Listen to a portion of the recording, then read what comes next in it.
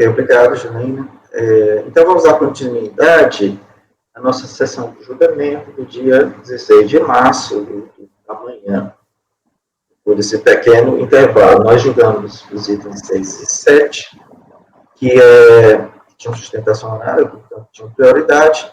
Agora a gente vai retornar à ordem original da pauta, julgando o item 1. Deixa eu ver aqui. Da empresa titular de unidade Não, desculpe. Não é empresa. São embargos, né?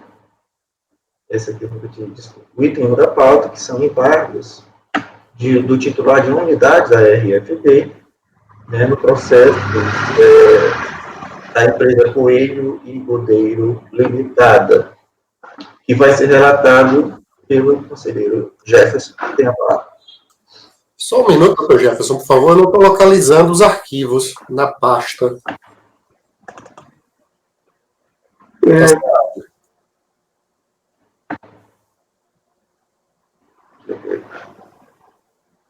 Nós não estamos lhe ouvindo, doutor Jefferson. Não está na pasta ainda.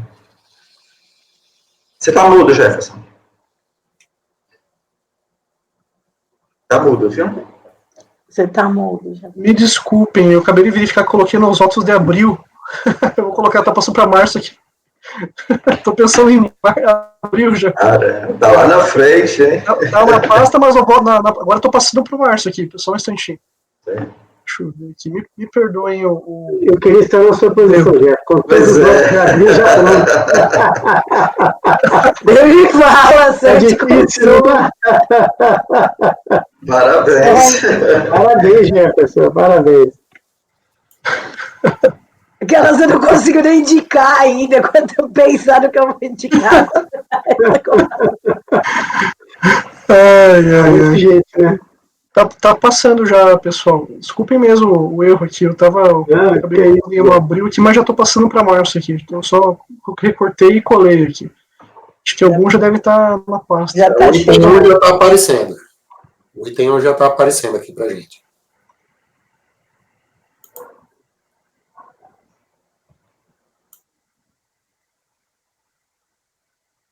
Prontinho, pessoal. Desculpem mesmo. Imagina. Que isso, Jefferson, tranquilo. Bom, eu vou começar o relatório.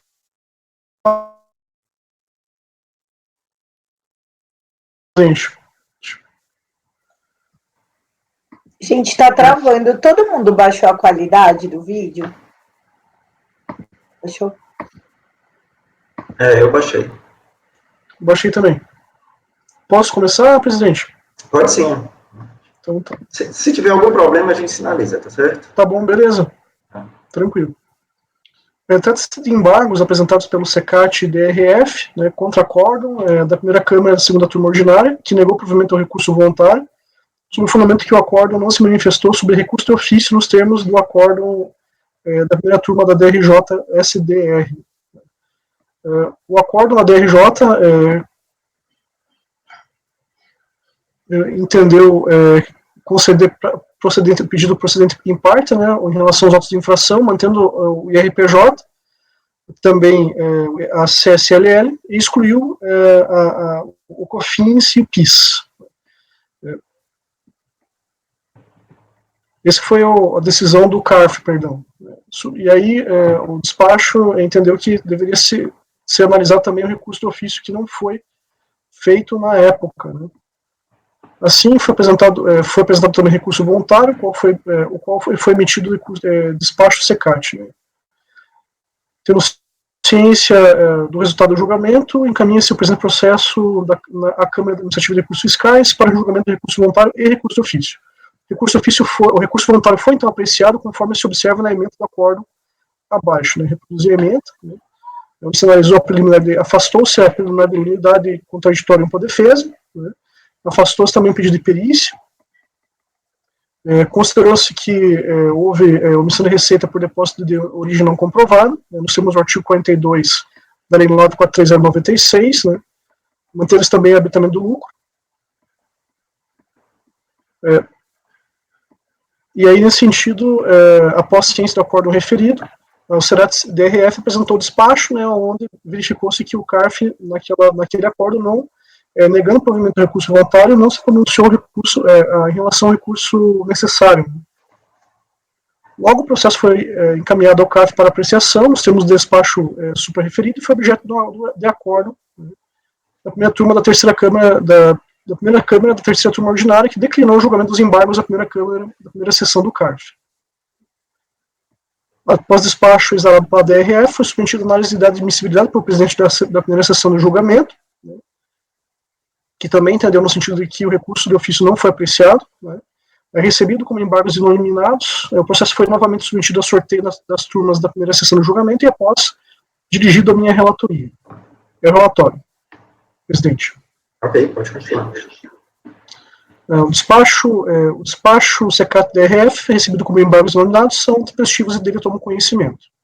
Por outro lado, os embargos de declaração poderiam ser interpostos nos seguintes casos. Né? Faço aqui uma reprodução do artigo 65, então, nesse sentido, respeitando naturalmente o despacho de admissibilidade, que, por terem apresentado o lapso manifesto, que os embargos também poderiam ser conhecidos como embargos de declaração, já que eu declaro omissão nesse ponto. De a forma de observância ao teor do despacho de admissibilidade, passo a análise do mérito dos embargos à luz do artigo 66 do RICARF, cuja tempestividade é superável, já que não há prazo expresso para sua imposição. O fundamento para o julgamento dos presentes embargos é justamente a ausência de manifestação expressa do acórdão embargado referente ao recurso de ofício. O motivo pelo qual passo a conhecê-lo nos termos do artigo 34, inciso 1 do decreto 7235, já que o acórdão realmente, em minha leitura, deixou de apreciar o recurso de ofício. Observa-se que as exigências tributárias mostram ser superiores aos limites da alçada do artigo 1º da portaria MF 3 de 2008, justificando a necessidade de apreciação da remessa de ofício. A apreciação desse limite deve ser feita em dois momentos distintos. O primeiro refere-se ao momento em quando o órgão, em primeira instância, exclui todo em parte o CARF tributário, e o segundo, quando do exame do recurso ofício pelo órgão adquirido. Entendimento pacífico do CARF, que o exame do acabamento do recurso ofício, quando do julgamento de segunda instância, é feito com base no limite de alçada vigente na data da apreciação do recurso e não na data de decisão em primeira instância. Conforme isso depende da súmula CARF número 103. Considera-se que contra a recorrente foram lavrados autos de infração, né, folhas 4 a 38, formalizados em 2006 para a cobrança de RPJ, PIS, CSLL e COFINS, que totalizava o valor de R$ 905.849,31, mais acréscimos legais, valor que a data de julgamento superava o limite da alçada trazido pela portaria 375/2001. Na data da apreciação do recurso da esfera recursal, o valor totalizava R$ 2.357.213,50, superior ao limite de alçada de R$ 1 milhão nos termos da portaria número 3/2008. Ainda reforça que ao tempo da decisão da segunda instância, o valor já superava em muito o limite de alçada. Por outro lado, o acordo de primeira instância reduziu o valor do crédito tributário nos seguintes termos.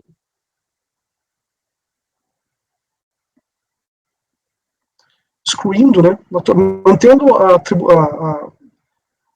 a tributação do RPJ e da CSLL, mas excluindo COFINS e PIS. Assim, com a exclusão parcial do crédito tributário, em virtude do provimento parcial, restou a análise da segunda instância do julgamento do valor residual de R$ 658.053,10. O valor da causa original, enquanto manteve-se como R$ 2.357.213,50, já que o recurso de ofício pretendeu justamente manter o auto de infração impugnado pelo recorrente. Na data de apreciação do recurso, o valor, portanto, superava o limite de alçada traçado pela portaria 3/2008.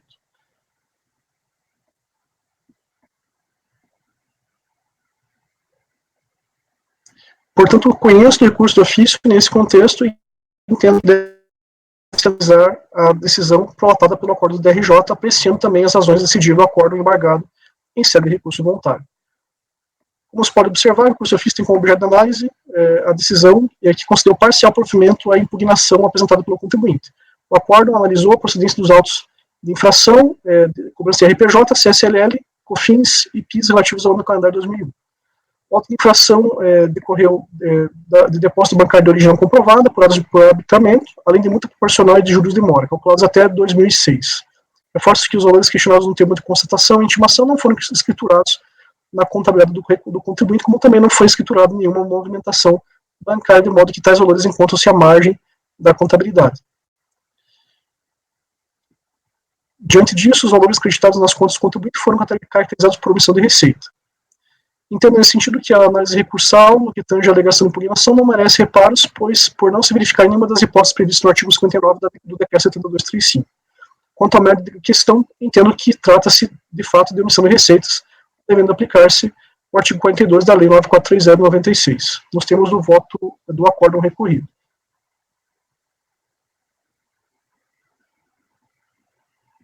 Entendo, nesse caso, que não cabem reparos ao acórdão recorrido ao apontar a necessidade de que a omissão de receitas somente pode ser afastada por lastro probatório cabal, em virtude da inversão do ônus da prova em desfavor do contribuinte, em consonância com o artigo 16, inciso 3 do Decreto 7235 de 72, provas que não foram apresentadas devidamente pelo contribuinte à época da impugnação.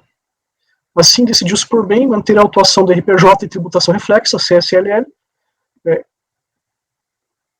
e entendo nesse sentido que, não logrando êxito em comprovar a não ocorrência da omissão de receitas, conforme bem observado no acordo recorrido, não há reparos a fazer na decisão de primeira instância.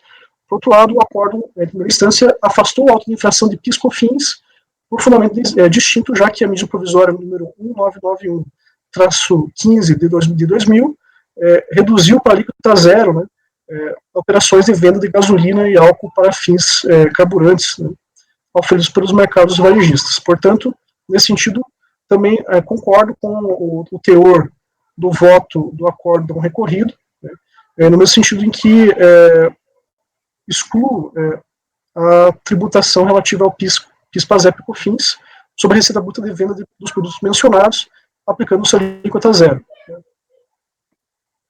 Por fim, privo-me da reanálise das razões do recurso voluntário apresentado pelo contribuinte, uma vez que já foi objeto de acordo em segunda instância. Assim, diante do exposto, após acolher os presentes embargos, voto para conhecer do recurso ofício e, no mérito, negar provimento. É como voto, presidente. Ok. Debates?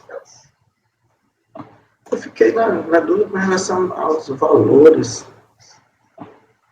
Queria me passar isso daí, porque na época do julgamento do recurso voluntário, a portaria em vigor trazia o limite de 1 milhão, era isso? Eu não entendi. Sim. Era 1 milhão, né? Na época do recurso voluntário. Sim. Certo. E foi exonerado um pouco mais do que isso, né? Porque era 2. Mas, assim, essa conta não inclui, se não me engano, juros, né? Não inclui juros e acho que a multa não inclui. Pois é, eu acho que a multa inclui, né? Só, aí eu estou na dúvida. Eu estou levantando isso aqui. Porque, assim, como foi exonerado um valor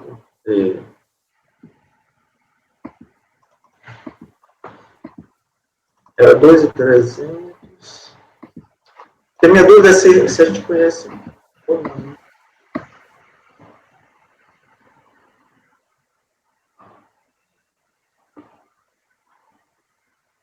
Imposto de renda, 65. É porque esses valores são tão pequenos, eu estou achando isso tão alto.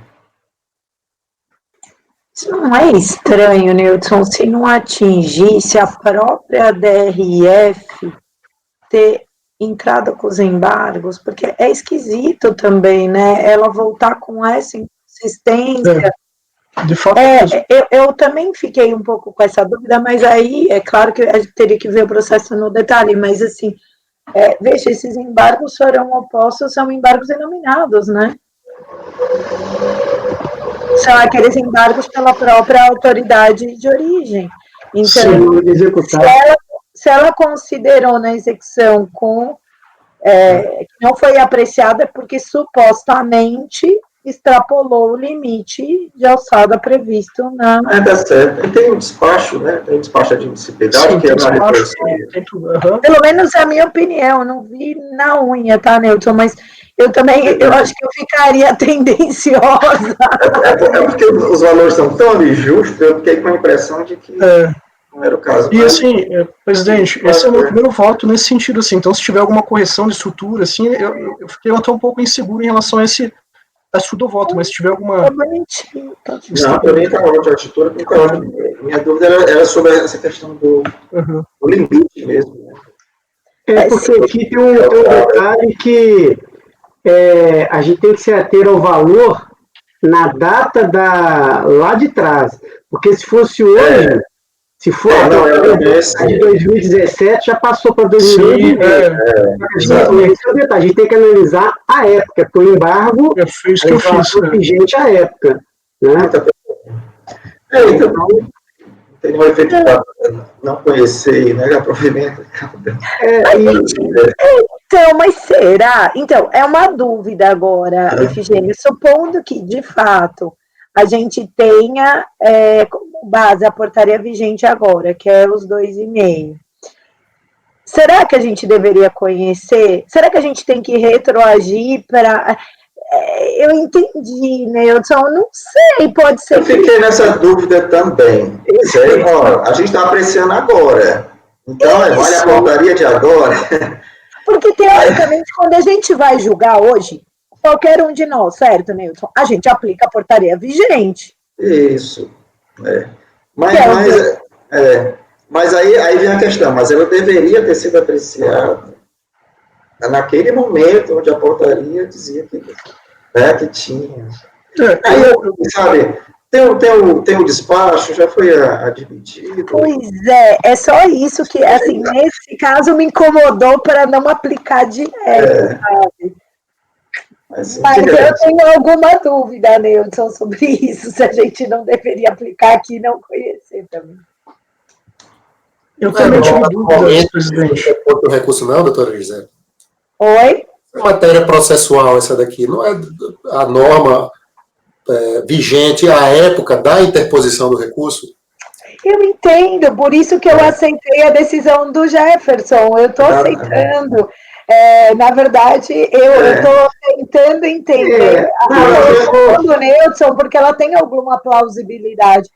Tem sim. Toda razão, se eu vou para a parte processual pura, eu concordo, por isso que eu não abri a boca no primeiro momento. A decisão do Jefferson, para mim, está ok. O que gera, assim, um certo desconforto é que a gente sabe que, no fundo, isso aqui nem seria coisa... nem deveria ser coisa... Se for levar no detalhe o que o Fred falou, a questão processual, seria a análise de hoje. Não, por causa da... Não, o contrário. É da época. Não, é porque...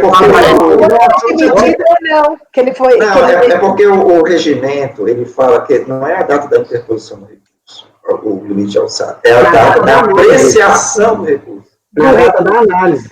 Da análise do recurso. Análise do recurso. Bom, ele deveria ter sido analisado lá quando chegou o CARF a primeira vez, mas não foi por uma falha. Está sendo analisado só agora. Qual é a data que a gente considera? Que ele deveria ter sido analisado? Ele está sendo analisado de fato. Essa é a questão.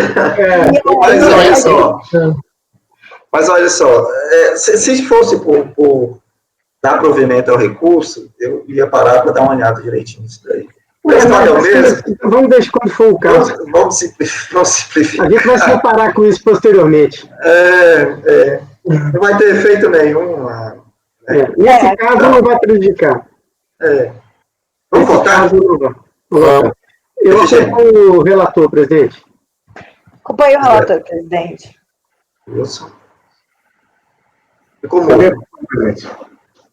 Fred. Acompanho. Também acompanho. Então, o item número 1 da nossa pauta, o resultado ficou o negar provimento ao recurso de ofício. Vamos seguindo aqui na nossa pauta, item número 2, processo da empresa Domingos Tavares de Jesus, também vai ser relatado pelo conselheiro Jefferson. Uma palavra, Jefferson. Esse processo também me deixou com bastante dúvidas, viu, presidente? Vou expô-las mais adiante aí, né? É um processinho que realmente me deixou pensando bastante aqui. Você está no lugar certo. Exatamente. Bom, trata-se de recursos voluntários, né? Foram 4 recursos voluntários, RPJ, cada um sobre um tributo específico, mas as mesmas causas de pedir, né, os mesmos fundamentos de fato.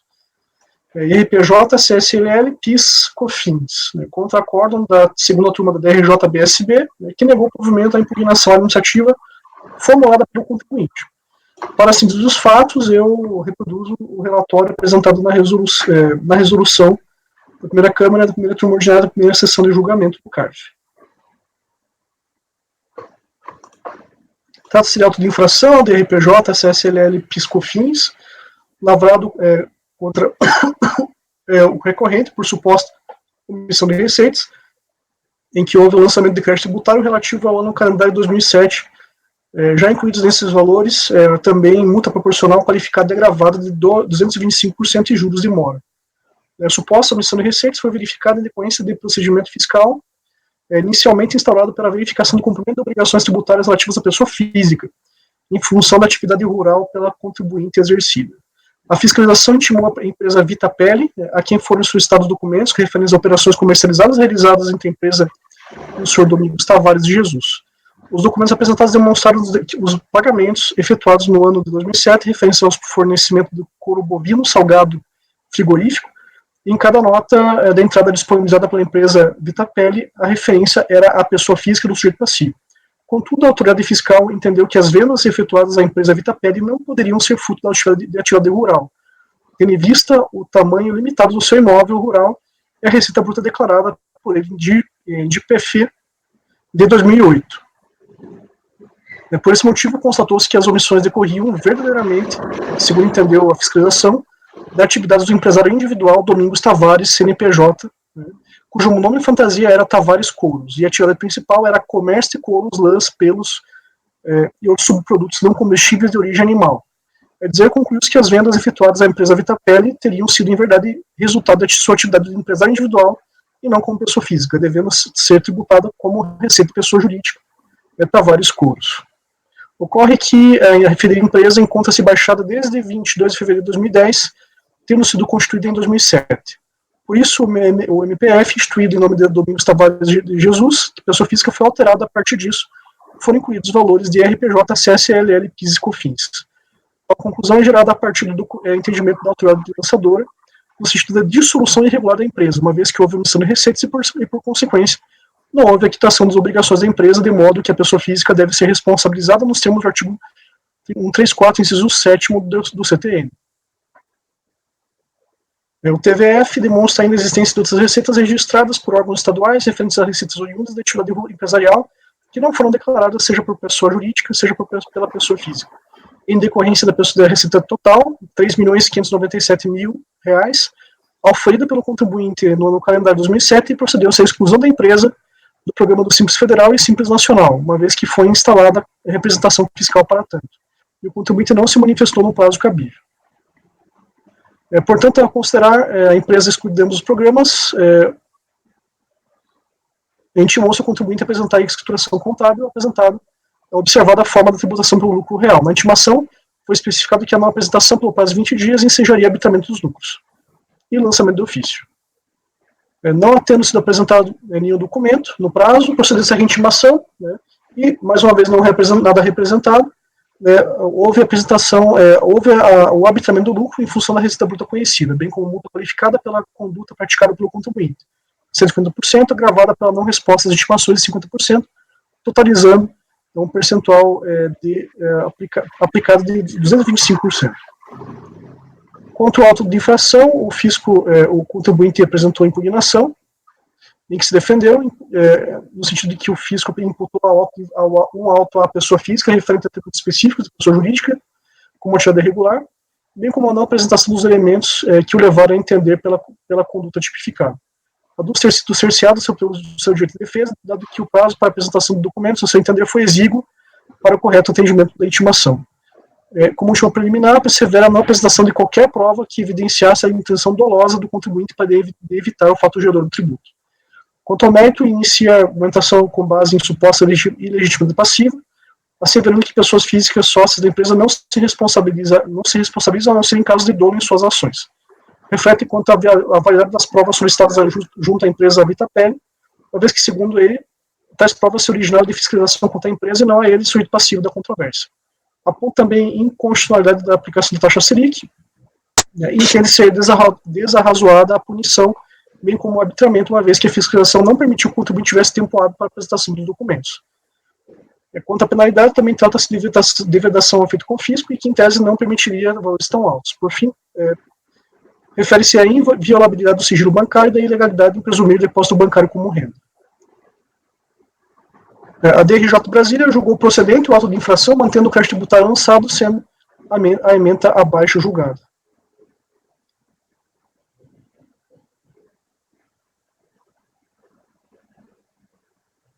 Resignado, o contribuinte interpôs recurso voluntário pleiteando que, perante a ausência de intimação fiscal, da qual invaram-se todos os atos administrativos subsequentes, seja o recurso provido e declarados nulos todos os atos decorrentes da ausência de intimação fiscal.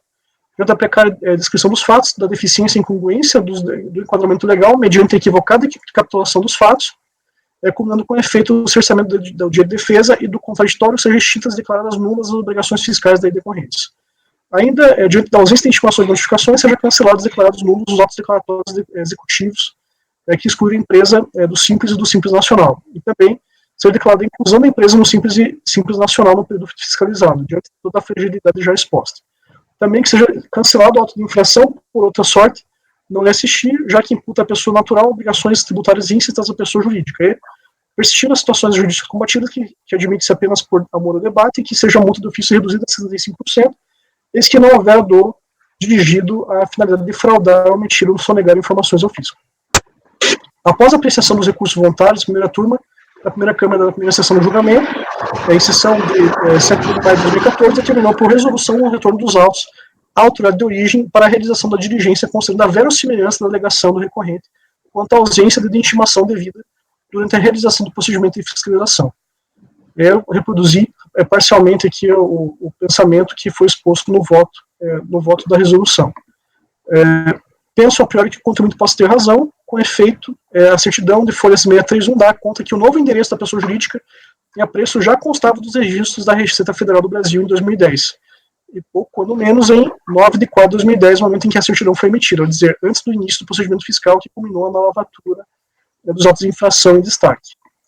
Não obstante, percebe-se que as intimações dirigidas ao contribuinte foram enviadas ao antigo endereço da pessoa jurídica, o que se constata a partir da leitura dos folhos número 379 a 396. Assim, tendo em vista que a autoridade fiscal equivocou-se em relação ao já informado endereço do sujeito passivo, não causa espécie a circunstância de o contribuinte não ter atendido a intimação durante a fiscalização, não atendimento, esse que determinou o arbitramento e a aplicação da multa gravada. Portanto, entendeu-se que seria melhor converter o julgamento em diligência e determinar a delegacia de origem que sejam declinados os endereços que tinha notícia tanto do senhor Domingos Tavares de Jesus quanto da empresa Domingos Tavares de Jesus, ao tempo das intimações havidas ao longo do procedimento administrativo. Após conversão do julgamento em diligência e retorno dos autos à autoridade de origem, foi elaborado o relatório de diligência, em que expõe-se algumas informações importantes. Por exemplo, a certidão de folhas 631 refere-se à certidão de baixa descrição do CNPJ, esse que certifica a baixa da empresa Domingos Tavares de Jesus, ressalvado aos órgãos convenientes o direito de cobrar quaisquer créditos tributários posteriormente apurados. No documento não há informação da mudança de endereço, conforme já demonstrado anteriormente.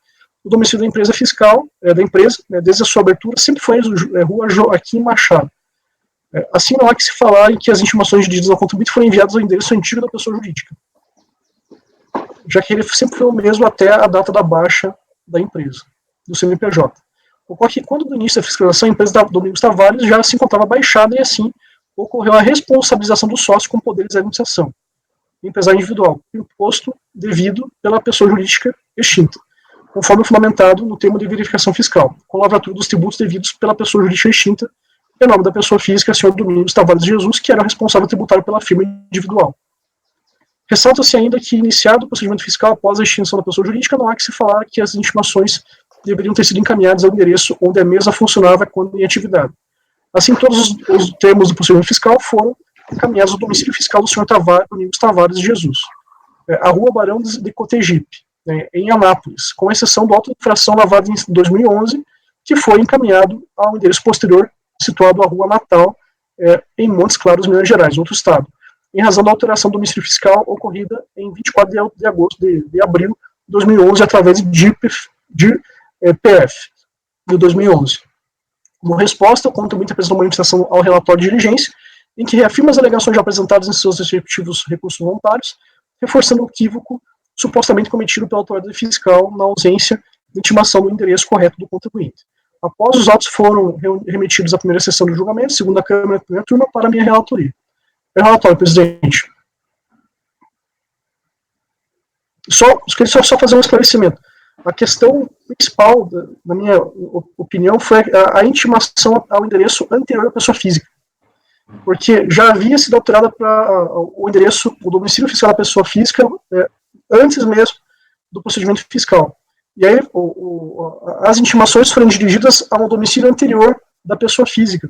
E, nesse sentido, a argumentação dos recursos voluntários é no sentido de que o contribuinte não teve acesso a essas intimações e não conseguiu respondê-las a tempo. E aí evitar, eventualmente, o habitamento do lucro, né, o abrofamento da multa e assim por diante. Essa que é o cerne da questão. Certo. Pode prosseguir. Bom, os recursos voluntários apresentados pelo contribuinte são tempestivos. Em síntese, trata-se de autos de infração, referência ao IRPJ e tributos reflexos, que foram lavrados em desfavor do sujeito passivo a partir do arbitramento referente ao ano calendário de 2007. Todas as autuações receberam agravamento de multa sob o fundamento de que o contribuinte não teria respondido ou apresentado informações devidas à fiscalização, devendo a qualificação da multa em face de suposta fraude praticada pelo contribuinte, levando ao percentual de 225%. Como já observado, tais lançamentos originam-se do fato de que a empresa Domingos Tavares de Jesus teria omitido receitas. A sociedade empresária gera um quitante do Simples e posteriormente do Simples Nacional. Nesse sentido, houve exclusão dos ambos os regimes. Nesse sentido, primeiramente, entendo que, concordando com o voto manifestado na resolução, já referido que a exclusão dos respectivos regimes não deve ser analisada no presente processo administrativo, pois deve ser objeto de manifestação dirigida aos atos declaratórios executivos. Por outro lado, a exclusão do Simples e Simples Nacional levou à cobrança dos tributos referidos a partir do arbitramento, consoante se observa no TVF, já que o contribuinte teria deixado de apresentar à autoridade tributária os livros e documentos de situação comercial e fiscal. Passo à primeira questão, a principal na minha opinião. A questão da intimação e da questão da nulidade. Primeiramente, as hipóteses de nulidade estão previstas no artigo 59 do Decreto 7235 de 62. Nos recursos voluntários referidos supra, o contribuinte alegou nulidade, tendo em vista a realização equivocada das estimações, inviabilizando a resposta intempestiva das mesas da autoridade fiscalizadora, pugnando pela nulidade das estimações, pois teria ocorrido preterição ao sujeito de defesa.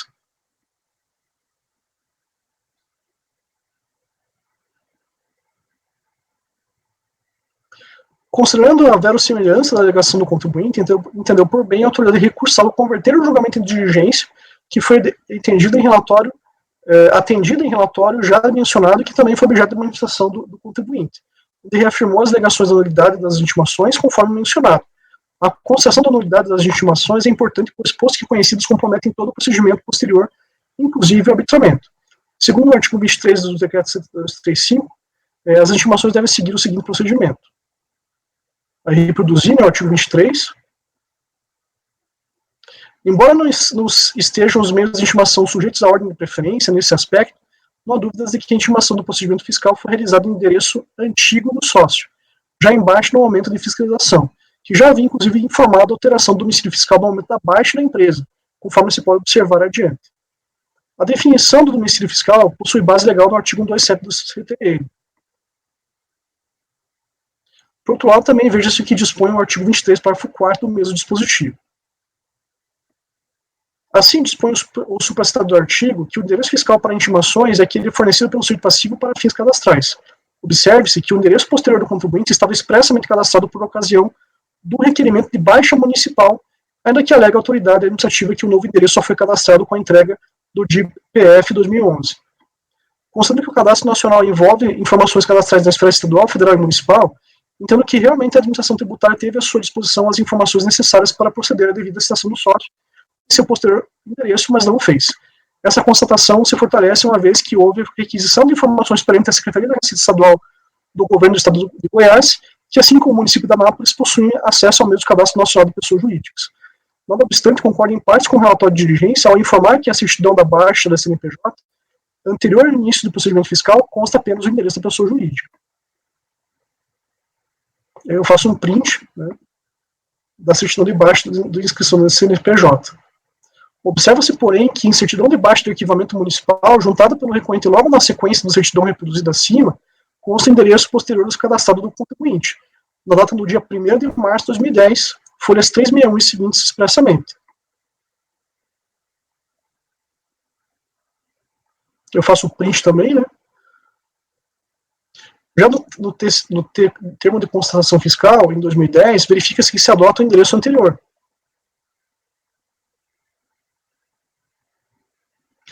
Ainda, observa-se que o termo de constatação fiscal apresenta as razões para as quais a intimação foi direcionada do domicílio do contribuinte.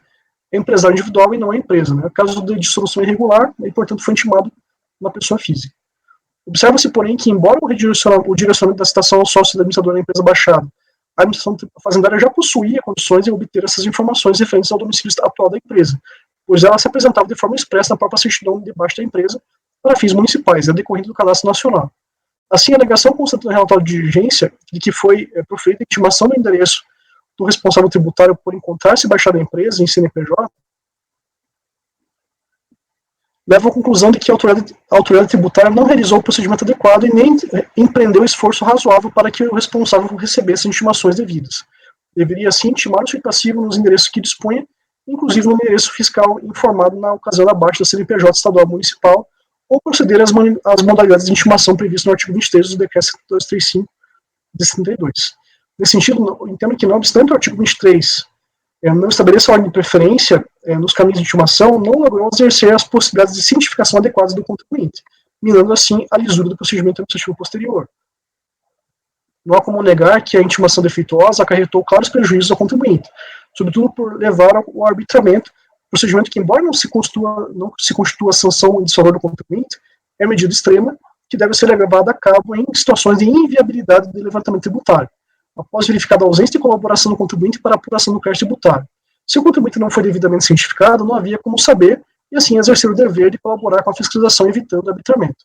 Portanto, diante do exposto, e considerando as informações prestadas no relatório de diligência e na manifestação ao mesmo relatório, segundo que as intimações deveriam ter sido realizadas não somente no endereço anteriormente fornecido pelo contribuinte, mas também daqueles que dispunham ou deveriam dispor a autoridade fazendária, entendo por bem declarar nula a intimação, assim como o procedimento administrativo posterior ao ato de intimação, prejudicando assim todos os atos posteriores ao ato ou procedimento de intimação declarado nulo. Por fim, privavelmente a análise das demais questões de mérito diante do reconhecimento da nulidade da intimação. Na conclusão, diante do exposto, conheço parcialmente do recurso voluntário e no mérito do parcial provimento do recurso para declarar nulas as intimações realizadas pela autoridade fiscalizadora, assim como nulos os procedimentos que lhes sejam posteriores. É como voto, presidente. Ok, obrigado, Jefferson. Debates? Presidente, eu perguntaria ao Jefferson, relator, porque a todo momento aqui você está citando que houve alteração baixo no CNPJ, você está citando na questão estadual e municipal, e eu tenho um rito próprio, esse cadastro sincronizado, ele seguiu esse rito, porque você está citando aqui, você está falando o seguinte, ele seguiu o rito, ele informou no cadastro municipal e no cadastro estadual, ele cumpriu com todos esses, por que eu faço essa pergunta? Porque é o seguinte, o contribuinte, quando ele dá baixa, ele tem a questão do cadastro sincronizado, ele tem o DBE, tem toda uma normativa, um procedimento para ele informar esses dados. Entendeu?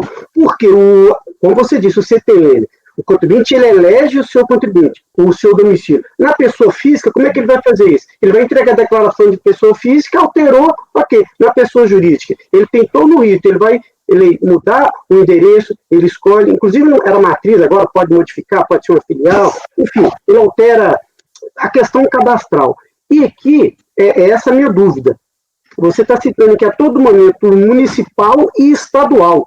Para fins federal, ele preencheu esse requisito? Você chegou a verificar isso? Na análise dos documentos que eu verifiquei no processo, não aparece essa informação, não, viu, Efigênio? Por que eu faço essa pergunta? A manifestação é bem esclarecedora, no sentido de que aparece expressamente, né, até fiz o print, essa informação no cadastro municipal, baixa municipal. Exatamente. Por que isso é importante? Porque é o seguinte, a partir do momento que o contribuinte ele não informa para o fisco o seu endereço, e isso é obrigação do contribuinte, o que acontece? O fisco tem conhecimento daquele endereço até então informado. E aí, isso tem algumas consequências, que é o seguinte, a questão da dissolução irregular, né, que atrai, inclusive, a responsabilidade. É que não vai ter diferença, porque a empresa individual ele vai ser responsabilizado. Mas essa questão dele não informar o endereço, isso é tão grave, porque isso atrai a responsabilidade solidária, que é a dissolução irregular. Daí, por isso que eu pergunto se realmente ele informou para o fisco esse novo endereço. Porque caso não tenha informado, pergunto qual a alternativa do fisco. Entendeu? Sim, eu entendo, Efigênio. Entendeu? E justamente essa foi a minha dúvida também, viu? Por isso que eu falei no começo do processo que essa dúvida... eu até fiz um outro voto totalmente diferente desse. Né? Porque realmente foi uma coisa que eu fiquei pensando, olha, ele fez o cadastro... Parece que é expressamente o endereço da Baixa Municipal, mas me parece também que ele não foi cientificado mesmo, né? E aí leva a questão do arbitramento, prejudica o contribuinte. Será que não seria um caminho melhor? Então, assim, eu fui muito no sentido dessa linha mesmo. E aí eu fiquei pensando, puxa, mas aparecia lá no municipal, o cadastro municipal. Né? Às vezes, sei lá, por ignorância, às vezes despreparo, às vezes técnico, né? Não houve aquele detalhe, mas aparecia no municipal. Eu falei, olha, eu vou me prender a essa questão do cadastro municipal, porque aparece expressamente, né? E aí, o fato também de que a mudança não foi apenas mas de estado, né? O contribuinte estava no outro estado já, né? Era muito difícil ter ciência dessas intimações aí que foram encaminhadas para a endereço antigo. Essa que me deixou assim. Eu fiquei lascado também, assim. Mas é o seguinte, eu faço a pergunta. Teria como, eu estou olhando aqui a questão da diligência, o relatório da diligência, ele colocou, olha, o dado da pessoa jurídica, o Domingos Tavares, consulta a firma individual, né? Eu estou nas folhas 831 do processo. Não consta o endereço, Rua Joaquim Machado 415, que é aquele endereço, né? Não consta alteração de endereço. Pergunto, onde o fisco federal vai consultar o endereço do contribuinte? Essa é uma questão realmente que me tocou também, sabe, Efigênio? Mas aí eu fiquei pensando, olha, mas será que o fisco não poderia ter sido mais, digamos assim, utilizar os recursos do artigo 23? Não, mas o endereço que eu discutia, eu estou entendendo, mas qual é o endereço? Porque é o seguinte, a questão eu acho que a gente tem que superar primeiro essa questão, se houve uma mudança de endereço, porque é o seguinte, se o contribuinte o endereço está correto e o contribuinte não é intimado, ou intimado devidamente, não tem a mínima dúvida que a questão, a gente vai discutir a nulidade, porque isso é fundamental. Mas eu tenho um ponto anterior, que é o seguinte, eu, contribuinte, para eu ser intimado corretamente, o que eu tenho que fazer? Eu tenho que informar para o fisco o quê? Qual o meu endereço. O que acontece se o contribuinte altera o endereço e não informa para o fisco? Ok, vou dar a palavra. Sim, ok. Dá a palavra a Gisele, para a gente tentar responder essa pergunta, Gisele. Então vamos lá, não sei, né? Eu não deu tempo de ver o processo inteiro. Jefferson, mas assim, eu entendi que você se baseou até no cadastro unificado, na medida que você tem a certidão municipal, você está olhando o endereço. Então, assim, a priori, eu realmente iria pela sua linha de raciocínio. Um ponto relevante em algum momento, independente dessa certidão municipal, o contribuinte traz a informação de que prestou esse esclarecimento quanto à alteração de endereço? Não. Dito de outra forma, quando você pega o cartão de CNPJ, quando você olha os dados perante a Receita Federal, há algum indicador que o contribuinte teria prestado essa informação de alteração de endereço? O único indicador, claro, né, em relação à alteração de endereço foi prestado pelo próprio relatório de diligência, no qual ele se informa que esse endereço só apareceu, o novo endereço só apareceu expressamente em 2011, na entrega de IPF. Então esse é um argumento que por isso que eu fico muito dúvida. Folha 831, Gisele, só para você analisar, a sua pergunta. Folha 831 é o cadastro CNPJ e depois a alteração de endereço. No CNPJ, o FIS Federal não sabia de nada. Não foi informado. Esse é o problema.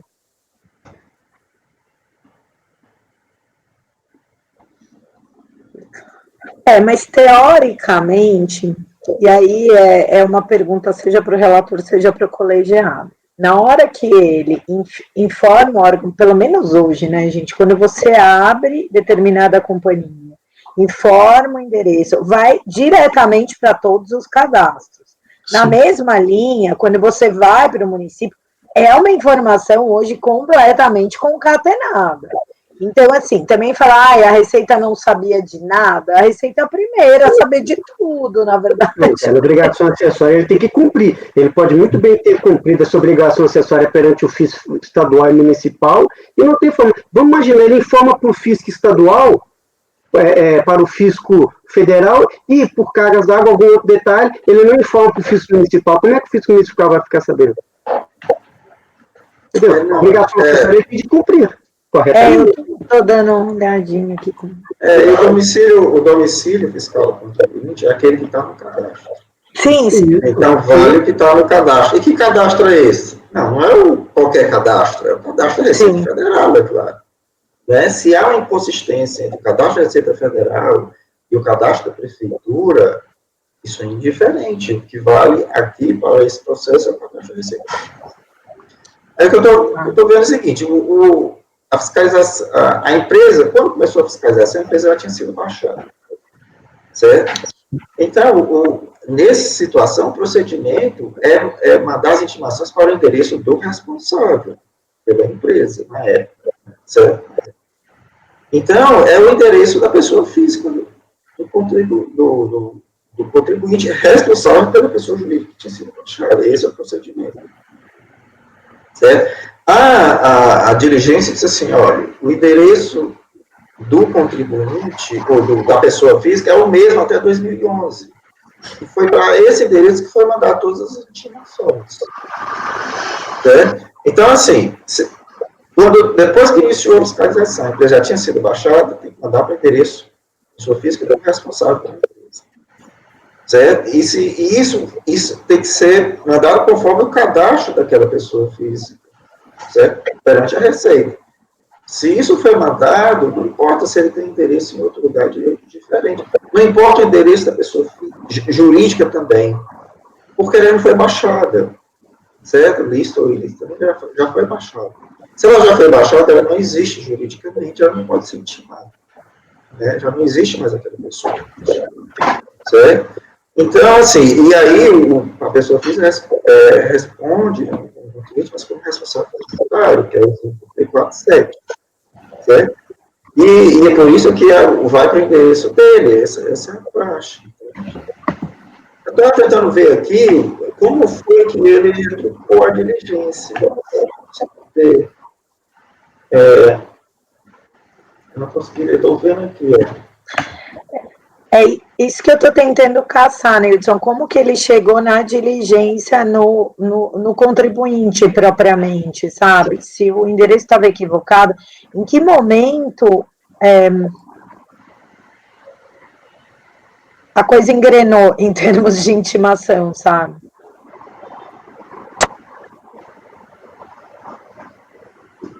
Só um detalhe, colegas, no momento da das intimações já tinha o novo endereço da pessoa física, não? Sim. Ele mandou para a pessoa física, né? Mas aí é o que o Neudson falou, ele teria que ter mandado para a pessoa física desde o início e não era o mesmo endereço. Porque na hora que ele mandou de fato para a pessoa física, aí chegou. Não é o mesmo endereço da pessoa jurídica. Né? Pessoa jurídica tinha endereço, pessoa física tinha outro. Isso, e eles não mandaram na pessoa física, pelo que eu entendi. Eles continuaram mandando na pessoa jurídica, que estava com endereço inadequado. É isso que eu não estou entendendo. Não. Eles mandaram para a pessoa física direto, mas para o endereço antigo do pessoa física, não para o endereço que já era entendi, desculpa, no momento da fiscalização. Mas quando... Vamos falar, então, só de endereço de pessoa física. Já que a pessoa já tinha sido baixada, vamos falar só de endereço de pessoa física. Sim. Certo? A diligência diz assim, olha, o endereço da pessoa física era o mesmo desde 2004 até 2011. Certo? Jurídico. E foi... Jurídica, isso. Física. O Jefferson está falando que é da pessoa jurídica. É isso que eu estou confusa, tá, gente? Na diligência fala pessoa física. Ele fala dos dois, Nilson. Na 829 ele fala da física, na 830 ele fala da jurídica. Qual página você está, Ifigênio? 829, vai falar da física. É folhas, é processo. 829. O relatório de diligência. Tá. Não, é só para eu estar na mesma página que você.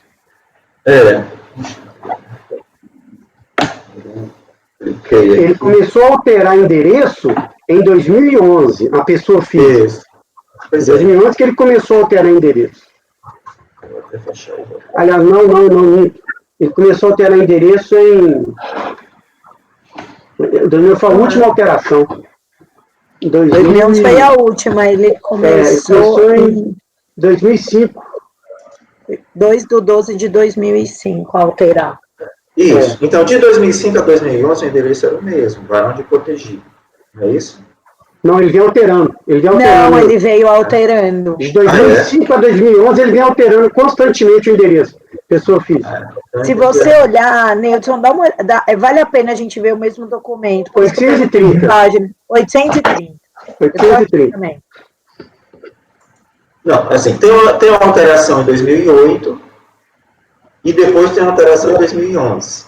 Não é isso? Isso. A fiscalização foi em 2010. Não é isso? Uhum. Então, assim, depois que começou a fiscalização, ele só foi alterar o endereço em 2011. 2011. O endereço de 2008 era esse Barão de Cotegipe. Não é isso? Ou seja, de 2008 a 2011 era Barão de Cotegipe. Certo? Só foi mudar em 2011. Ele mudou de estado. A fiscalização mandou as intimações para que endereço. Se mandou para Barão de Cotegipe, até 2011 está certo. Porque a empresa havia sido baixada. Certo? E aí, se mandou, aí depois de 2011, se mandou para o novo endereço, também está certo, porque ele alterou o endereço. Então, a gente tem que ver para onde foram mandadas as intimações, para que endereço. Porque, pelo que eu estou vendo aqui, se for Barão de Cotegipe, até 2011 está certo. Certo? Porque a fiscalização começou já depois que a empresa tinha sido baixada. Não existia mais a pessoa jurídica. Só existia a pessoa física responsável pela pessoa jurídica. Então, tem que mandar para ela mesmo. Nilson, exatamente nesse ponto que você está dizendo aí, no final da página 830, a diligência fala o seguinte: portanto, o único endereço conhecido pela Receita Federal à época do início do procedimento fiscal e eleito pelo contribuinte, né, como seu domicílio fiscal, era exatamente esse que você acabou de citar, Barão de Cotegipe 53, que é o que vigorou de 2008 até 2011. Quando foi a ciência do auto? Não, eu não cheguei lá ainda. Porque esse é o ponto. Indo por partes. A gente está no início. Então, nesse período aqui, as intimações, elas entendo que foram corretas, porque a empresa individual estava baixada.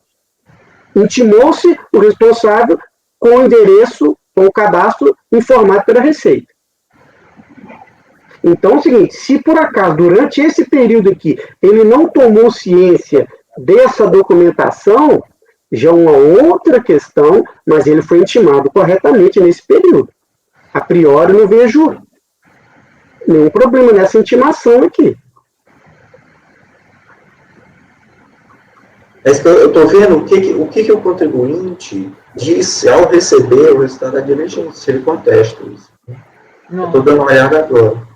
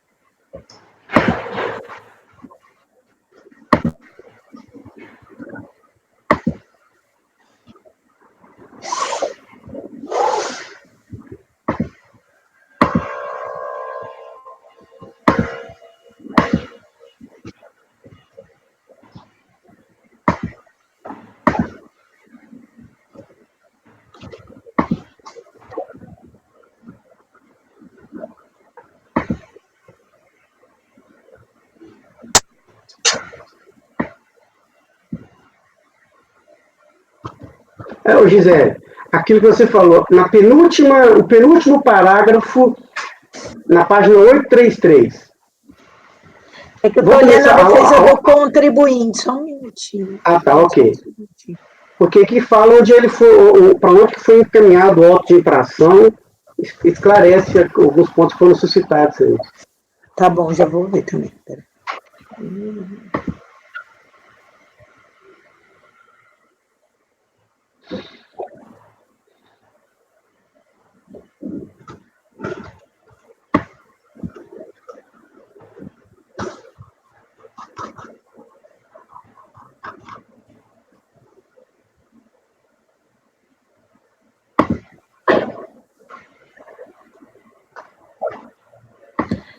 Aqui ele traz uma alegação, Nilson, que em 20 de dezembro de 2010, o termo de ciência já teria ido para esse outro endereço. Ou seja, quando a gente olha a diligência, ela fala que a alteração só apareceu em 28/4/2011. Aí o contribuinte traz a alegação a partir desses documentos de folhas 384 a 386, que o mandado de procedimento fiscal pretérito de 20 de fevereiro, número tal, produzido pela própria Receita, já fazia constar o endereço, e aqui a pessoa jurídica da Rua da Natal. É estranho. Vou conferir isso daí. Olha, 384, 384. Eu vou olhar aqui também, eu estou anotando. 384 a 386. O problema é que ele não partiu só da pessoa física na sua linha de raciocínio, que eu acho adequada, ele também foi indo para a pessoa jurídica. Eu vou nessa folha aí que você falou, Efigênia, 833, né? 833, ele, no início aí, ele cita exatamente isso e fala como é que se deu a ciência do auto de infração e dos termos anteriores.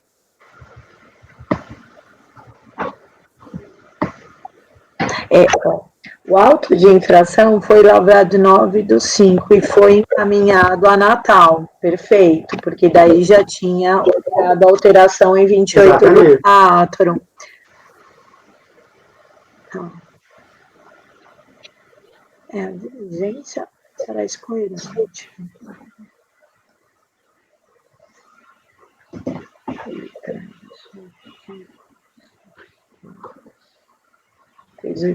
Aí ele alega, Efigênio, nessas folhas 384 a 386, que eles já estavam seguindo o mandado de procedimento fiscal a partir aí dessa situação da Rua Natal. É isso que eu vou ver. Não confere. Eu tô indo para essas agora. Não confere. É um termo de constatação, é um termo de ciência, de comentário. é do dia 20/12/2010, mas aqui é Barão de Cotegipe. Barão de Cotegipe. Que era o endereço correto ainda no cadastro. Esse é o endereço correto. Já que só foi alterado em 2011. Exatamente. Esse endereço, estou olhando ela que está na página 387, exatamente. É o endereço constante do cadastro. O que o contribuinte está dizendo não bate aqui com os fatos. O que acontece nesses casos é o seguinte, porque às vezes o contribuinte ele faz alteração cadastral, mas às vezes o que acontece no dia a dia, na prática, não necessariamente acontece. Ele pode não ter tomado ciência, mas dentro dessa, a gente tem que ter uma regra para poder seguir, até para oferecer segurança jurídica, tanto para o contribuinte quanto para o fisco. Né? Então, qual que é? A regra nesse caso é o quê? Qual que é o endereço registrado no cadastro? Né? Porque senão a gente fica um negócio muito solto e como é que o contribuinte, tanto o contribuinte vai poder se defender e o fisco vai poder cobrar. E aqui, pelo cotejamento que nós estamos fazendo aqui, as intimações foram de acordo com o cadastro, que, Cris, é eleito pelo contribuinte. Não, todas as intimações estão indo para Barão de Cotegipe. Eu já estou aqui em 2011, março de 2011. Eu passei a olhar a partir daquela data que ele apontou, né? Sim. Teve a folha 383, estou olhando para frente. Exatamente. Abril de 2011 ainda está Barão de Cotegipe. Estou olhando aqui um por um. Isso aí que você está falando é exatamente o que a diligência afirma lá nas folhas 833. Ela fala que todas as intimações foram feitas anteriormente, posteriormente, na hora do auto. E olha que a fiscalização, isso é muito importante, porque se ela não está atenta a isso, e se quer um caso simples, se ele não tivesse atento, o auto de infração aqui iria para Barão de Cotegipe, e aí não teria dúvida, porque ele mudou o endereço, não teria tomado ciência. Perceba que a fiscalização estava totalmente atenta à alteração de endereço. O auto-infração já está indo para a Rua Natal. Exatamente. Por quê? Porque é uma alteração de endereço. A última comunicação da auto-infração foi para Barão de Cotegipe dia 12 de abril. Né? Em maio veio a auto-infração que já foi para o Natal. A Natal. Você vê que ele está você vê que o auto foi direitinho. E bate com a época da apresentação da alteração. Da DPF. Você vê que a fiscalização estava atenta, né? A alteração de endereço. Agora, uma pergunta, Jefferson, seguinte, eu estava folhando o processo, até superando já isso, porque também me convenci. Porque, no fundo, você tem a diligência mostrando a sequência de atos, e a minha preocupação, por isso que minha pergunta foi logo, bom, mas ele recebeu no endereço correto ou não um auto de infração quando você faz o cotejo da diligência? Aparentemente, sim.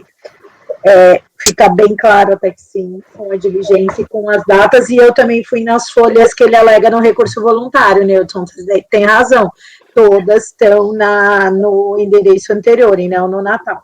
Então, ele alega de uma forma, né, assim, vamos dizer, inadequada, porque ele joga como se tivesse tudo na Natal, naquelas folhas, e não tá na Barão de Cotegipe.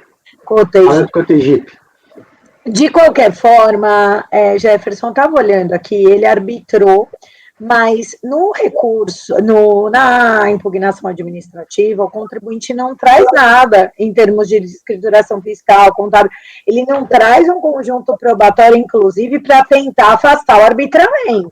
Sim. É uma coisa que, assim, talvez, num primeiro momento, né, a gente fica um pouco atrapalhado com essa questão da intimação, mas uma coisa que às vezes eu busco olhar no todo do processo é se no fundo o contribuinte ele traz elementos adicionais de um cunho até de boa fé, digamos assim, olha, eu não recebi nenhuma intimação, estou com problema no endereço, se eu tivesse recebido, está aqui minha escrituração toda, contábil, fiscal, jamais seria elegível ao arbitramento, minha documentação é toda idônea. Eu não estou enxergando isso nas argumentações e nem nas provas dos autos. Então, ainda que ele tivesse sido devidamente intimado, será que ele também não teria sofrido o arbitramento? Ao que me parece, sim. Tá? Então, aí eu já estou provocando você como relator e os demais colegas, uma vez que a gente considere superável essa questão da intimação, e eu também acabo superando essa questão da intimação na hora que eu olho a impugnação. Porque se ele conseguiu se defender, tinha todos os elementos, o auto de infração chegou na mão dele, no endereço certo, ele poderia, na impugnação administrativa, vir com um calhamaço de documento para mostrar a idoneidade da documentação fiscal e contábil dele, o que eu não verifico aqui. E mostrar assim, olha, afinal, se eu tivesse sido devidamente intimado, vocês jamais arbitrariam. Porque num primeiro momento a gente entra nessa toada, poxa, o arbitramento é mais nocivo, será que cabe? Mas na hora que você vê a impugnação dele também, não me parece que ele realmente teria feito algo muito diferente se intimado na ocasião aonde ele gostaria de ter sido intimado, digamos assim. Vamos estender o raciocínio. É isso, é só uma observação para vocês pensar. É uma dúvida. Pelo que eu entendi do Dr. Jefferson, havia o que está sendo controvertido aqui no voto, voltando a ele aqui especificamente, que a gente já fez a diligência da diligência agora, né? Que o endereço está correto no banco de dados da Receita Federal. O endereço, não houve nenhuma intimação para um endereço que não seja aquele do banco de dados. Ponto. A entendida, a tese trazida pelo Dr. Jefferson, diz respeito a, ainda que tenha no banco de dados a informação para onde a intimação foi feita, entendeu o Dr. Jefferson que isso não seria suficiente porque o fisco não teria sido suficientemente diligente ao deixar de observar outros bancos de dados, municipais e estaduais. É isso, doutor Jefferson? Me permita... Só complementando, doutor Fred, a minha argumentação inicial é no sentido de que, como o cadastro é nacional, né, pessoa jurídica, essas informações elas seriam de fácil acesso. Né? Mas eu me convenço da argumentação dos colegas, eu acho que realmente me parece coerente, e inclusive essa é a grande questão da minha dúvida, né, essencial. Porque superando essa questão da intimação, o meu voto seria bastante diferente. Inclusive, eu fiz um voto completamente oposto aí, superando a questão da intimação. Até, se for possível superar essa questão da intimação, eu posso representar o voto no sentido de superando a nulidade e analisar o mérito. Porque me parece que realmente nulo não é. Até porque o processo já veio a julgamento aqui, é isso? E já retornou para a realização de uma diligência com essas mesmas dúvidas. Isso fora controvertido no julgamento anterior. E, assim, e há uma diligência realizada que está tornando mais claro, isso que a gente está tornando novamente claro, que é o quê? A diligência da diligência. Me parece que a diligência está demonstrando essas conclusões, às quais nós estamos chegando agora diligenciando também. E tudo bem fazer novamente. Mas a nulidade não me parece ter existido, e eu não acho que seja razoável atribuir ao Fisco Federal a necessidade de observar bancos de dados municipais e estaduais. Né? A pergunta é, se o Fisco Federal fizesse isso, imagina essa situação, olha, eu vou analisar o banco de dados do Estado, e tivesse outro endereço, e ele tivesse mandado para esse outro endereço, seria nulo ou não seria nulo? O contribuinte poderia vir aqui e dizer o contrário do que está dizendo. Ora, o meu endereço é lá na rua tal. Não tinha por que você olhar no endereço do banco de dados estadual, porque não é relevante para fins de intimação. Então, a formalização desses atos, eu acho que o contribuinte está se valendo da própria torpeza para obter uma nulidade que não lhe cabe, salvo o melhor juízo. Então, a nulidade me parece... que não deve ser reconhecido aqui, e a gente, se for votar isso, a nulidade como a preliminar, presidente, seguir em frente o julgamento do mérito, mas me parece que eu não estou convencido da nulidade, não, pelo contrário, estou convencido de que é uma grande forçação de barra do contribuinte para viabilizar uma nulidade que de fato não existe. Fred, só complementando o que você acabou de falar, se por acaso ele se vale se a Receita Federal utilizasse o endereço do fisco municipal, ele poderia ganhar essa nulidade e nós não teríamos como não acatá-la. Porque, diante de um endereço informado para o fisco federal, o fisco utiliza de um próprio endereço diverso, como não acatar essa nulidade? Se fosse o contrário, não teríamos como. Entendeu? Então, por isso que acaba reforçando exatamente. Assim, e aí a lei, decreto 70.235, diz expressamente que as intimações serão feitas no domicílio tributário eleito pelo contribuinte. E o domicílio tributário do sujeito passivo, eu lembro aqui, né, é o endereço postal por ele fornecido para fins cadastrais da administração tributária, né, ou endereço eletrônico. Ou seja, é o que está no CNPJ e no CPF, certo? CNPJ sua pessoa jurídica, CPF sua pessoa física, certo? A gente, né, não pode buscar outras fontes aí, se a própria lei, assim, determina, né? A administração tributária não pode buscar outras fontes, ela tem que seguir a lei. Então, eu concordo aí com o Dr. Jefferson, no sentido de que ele traz um argumento, né, de nulidade, mas que não tem fundamento fático. Tanto é que lá, a resposta à intimação, ele faz afirmações que não são verdadeiras. Né? Ele diz, não, foi mandado para o endereço X, mas não foi, a gente foi ver, foi mandado para o endereço correto. Não estou por aí. E aí o único argumento dele, inclusive, contra o arbitramento é a nulidade também. Né? Ou seja, o único argumento dele é a nulidade, por não ter sido intimado. É a questão da intimação para a pessoa errada, ou para o endereço errado. Né? E pelo que eu vi, né, concordando aí, mais colegas, não vejo nenhuma nulidade até agora, pelo menos. Não vejo nenhuma nulidade. Então, se você tiver, você veja o que você quer, qual voto você quer apresentar, já que você tem esse outro aí. Tem outro voto, mas acho que a Gisele tinha pedido a palavra, presidente, desculpa. Sim, Gisele. É que eu estou deixando a mãozinha para não atrapalhar. Vamos lá. Concordo com o Fred. Eu acho que, assim, emplacar aqui uma nulidade é muito delicado. A gente fez a reconstrução, né, dos endereços, a diligência também veio para confirmar isso.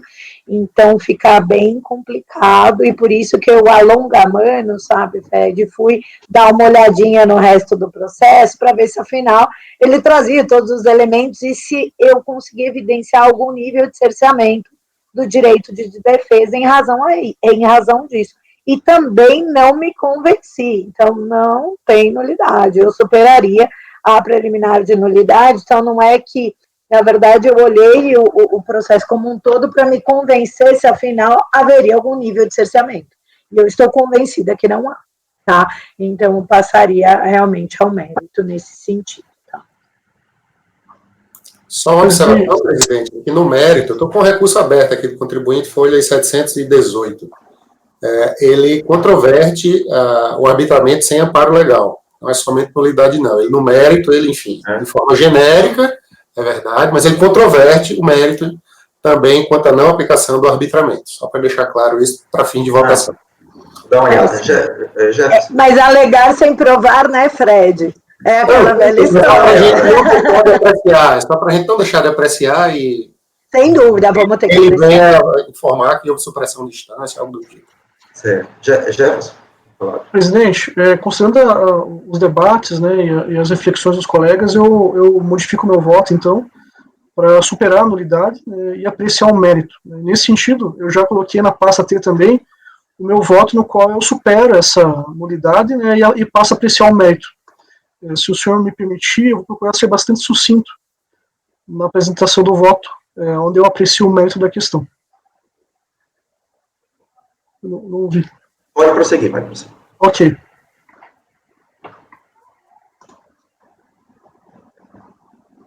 Você colocou na pasta, doutor Jefferson? Coloquei, acabei de colocar. Que arquivo? Tá assim, o item 2, não nulidade da intimação. Não. Você vê como me deixou com dúvida. Tá. Eu tinha um voto pronto ali. Isso vale horas dobradas, vale, doutor Jefferson? Olha, acho que é uma questão de consciência. Assim, eu fiquei naquela me matando, sabe? Eu falei, não, putz, eu vou tentar. E aí eu fiquei, mas eu me convenci, por isso que eu acho que o melhor mesmo mas essa é a orientação, né? Porque às vezes a turma pode não acolher a nulidade, né? E tem que fazer os dois. Então, vou passar aqui rapidamente o relatório é o mesmo, né? Então, só o voto. Ok. Recursos voluntários tempestivos, né? Já fiz aquela síntese. Questão da estimação, da nulidade, eu supero, né?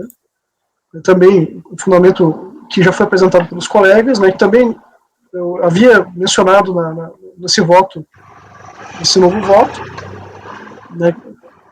Segundo o artigo 23, decreto 7235, né?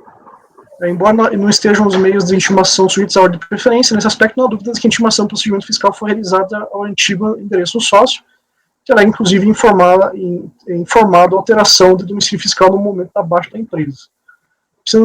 A definição do domicílio fiscal está no artigo 127 da CTN, né? Por outro lado, o artigo 23, parágrafo 4º, estabelece que o endereço postal por ele fornecido para fins cadastrais da administração tributária, né?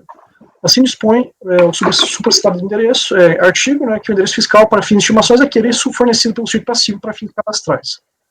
Observa-se que a administração tributária possui em suas mãos o cadastro do endereço antigo do contribuinte. Dessa forma, realizou a intimação com o endereço que dispunha à época da fiscalização.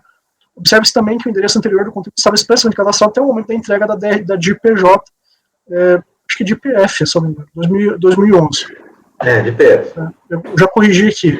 Fazer que o novo endereço foi efetivamente cadastrado.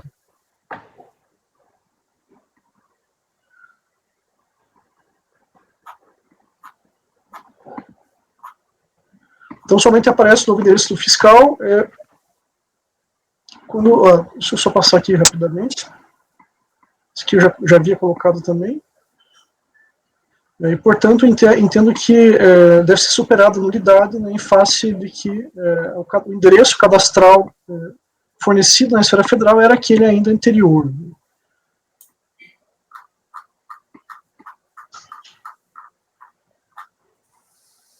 Uma vez que a intimação direcionada do domicílio fiscal mencionado da empresa já inativa, não teria qualquer eficácia, pelo que não teve alternativa à fiscalização senão direcionar as intimações ao endereço fiscal do sócio administrador.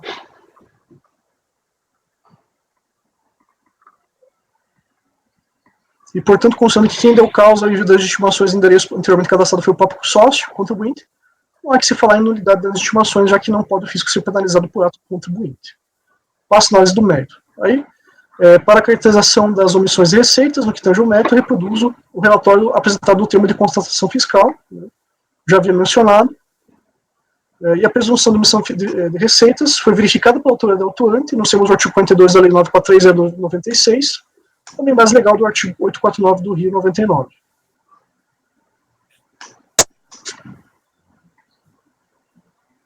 A presunção da omissão de receitas foi, por sua vez, levou à exclusão do simples e simples nacional, conforme se observa no termo de verificação fiscal, onde se apresentou receitas substancialmente superiores aos limites legais estabelecidos.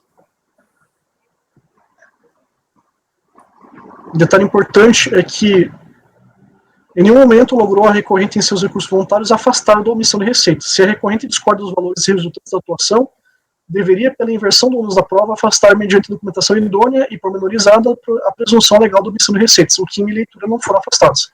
Nem se identificou nos recursos voluntários impugnações específicas quanto à ocorrência ou não ocorrência da omissão, mediante a apresentação de provas que pudessem afastar a presunção, de forma que entenda aplicável ao artigo 17 do decreto 7235 de 72. De modo que a configuração da omissão de receita resta incontroversa. Sobre o arbitamento do lucro, né, conforme se depende do termo de verificação fiscal, constata-se que o arbitamento do lucro tributos reflexos e a RPJ tributos reflexos foi medida necessária diante da não apresentação dos documentos fiscais e contábeis pela empresa fiscalizada ao tempo da fiscalização.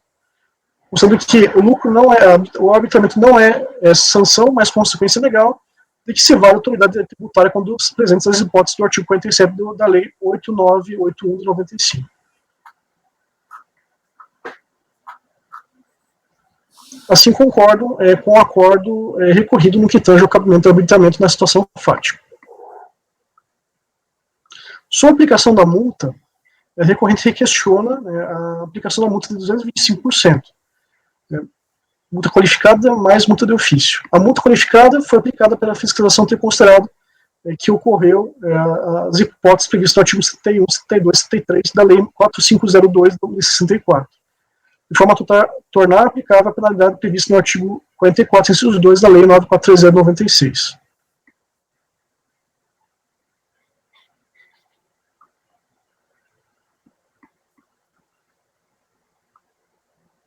Contudo, primeiramente, a respeito da qualificação da multa, em situações como fraude, a simples omissão de receitas não tem o condão de, por si só, levar à qualificação da multa, conforme se pode observar em sucessivos entendimentos simulados do CARF. Ele reproduz a súmula CARF 14 e a súmula CARF 25.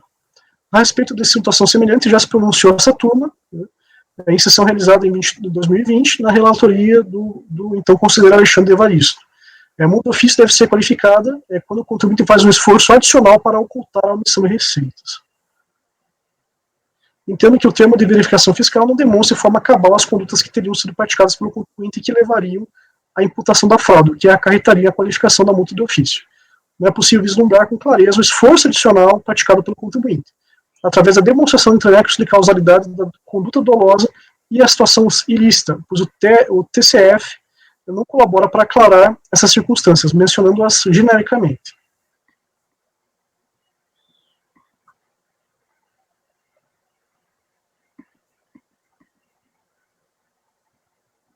Assim, não é possível visualizar com clareza a demonstração do dolo praticado pelo contribuinte nos termos dos dispositivos legais supramencionados, já que as condutas descritas de maneira muito genérica, muito sucinta, sequer buscando demonstrar cabalmente o nexo causal das condutas praticadas em intuito doloso, supostamente praticado pelo contribuinte.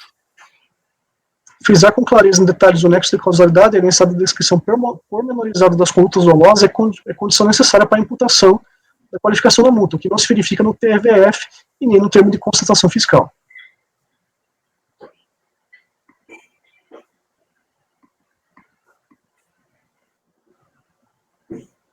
Não obstante, também reforça-se que a falta de documentação contábil não é elemento definitivo para a caracterização das condutas autorizadoras da qualificação da multa nos termos da súmula 96 do CARF. Nesse sentido, entendo que deve se aplicar a multa de ofício nos termos do inciso 1 do artigo 44 da mesma lei, Lei 9430 de 96. Consequentemente, a descaracterização da multa qualificada gera efeitos também na aplicação da multa majorada, previsto no parágrafo 2º do mesmo dispositivo legal. Assim, a multa de ofício de 65% deve ser acrescentados 37,5% da multa majorada, totalizando de 112,5% da multa aplicada à RPJ e tributação reflexa. Quanto à imputação da responsabilidade do sócio administrador, a responsabilidade tributária solidária está prevista nos artigos 124 e 135 do CTN. O recurso voluntário questionou a responsabilidade imputada ao senhor Domingos Tavares. Nós temos o artigo 135. Assim concluiu o acordo combatido, imputando a responsabilidade solidária.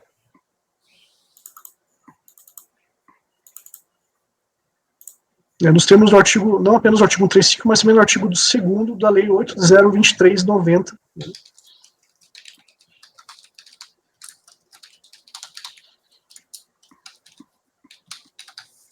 E, portanto, o acórdão recorrido não aceitou a impugnação administrativa no sentido de questionar a atribuição de responsabilidade solidária, motivo pelo qual foi novamente questionado em recurso voluntário. Em minha leitura, data vênia, ao contrário do que entendeu o acordo combatido, não identifiquei com clareza a conduta ilícita praticada com excesso de poderes pelo sócio administrador, o que não impede, no entanto, a atribuição de responsabilidade solidária, mas, por outro lado, inviabiliza a aplicação do artigo 135. Inicialmente, sobre a imputação da responsabilidade solidária, e para aclarar a situação inteira, relaciona-se os seguintes julgados administrativos. Eu fiz uma petição de alguns julgados nesse sentido. Os mandatários, diretores, gerentes e representantes das pessoas jurídicas e privadas são pessoalmente responsáveis pelos créditos correspondentes a obrigações tributárias resultantes de atos praticados com excesso de poderes ou infração à lei, contrato social ou estatutos. Assim, o sócio administrador ou procurador que age em excesso de poderes ou em violação da lei responde solidariamente com a empresa por atos que tenha praticado. Nesse sentido, reproduz o acordo da segunda turma, da quarta Câmara, primeira sessão de julgamento. Também reproduz o acordo do STJ, o RESP 11.01728 de São Paulo. sobre a sistemática de recursos repetitivos. Né? Também reproduzo decisão no acordo da terceira Câmara da primeira turma ordinária da primeira sessão de julgamento. E nesse voto, eu reproduzo o voto condutor parcialmente, né? Dizendo o seguinte: o artigo 121 do CTN atribui responsabilidade àquele cuja obrigação de pagar o tributo decorre da disposição expressa em lei. Em tese, para o agente fiscal, essa obrigatoriedade decorreria do artigo 135. Segundo o citado dispositivo, somente pode ocorrer responsabilização pessoal dos sócios quando esses agem com excesso de poderes de infração da lei, ou ainda em virtude de contrato social. Entendo que a hipótese de responsabilização tributária, prescrita no artigo 135, pressupõe que a pessoa indicada tenha tolerado a prática de ato abusivo ou ilegal ou praticado diretamente essa conduta.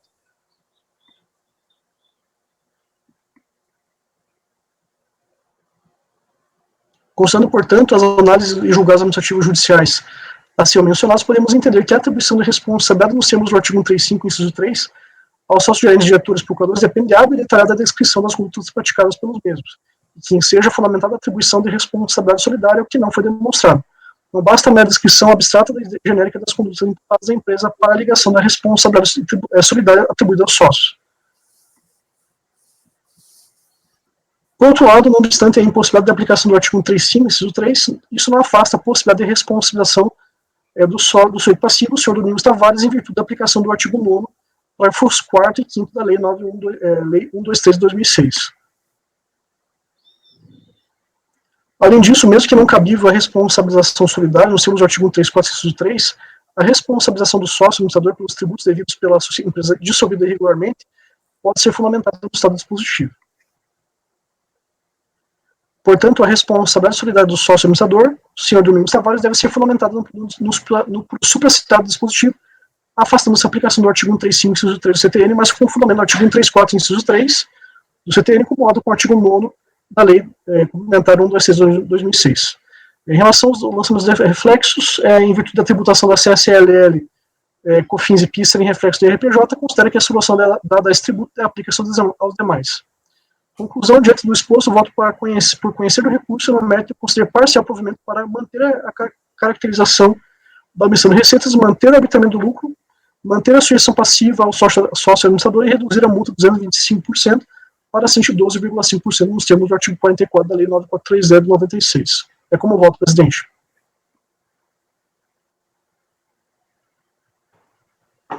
Ok. Gisele. Jefferson não tratou do agravamento. Tratou. Passou por. Tratou. Você manteve o agravamento? No final, quando ele fala da multa, no final ele fala. Agravamento. Porque aqui também eu afastaria o agravamento. Porque ele atendeu a. Foi por isso que manteve, né? Desculpa, não consegui.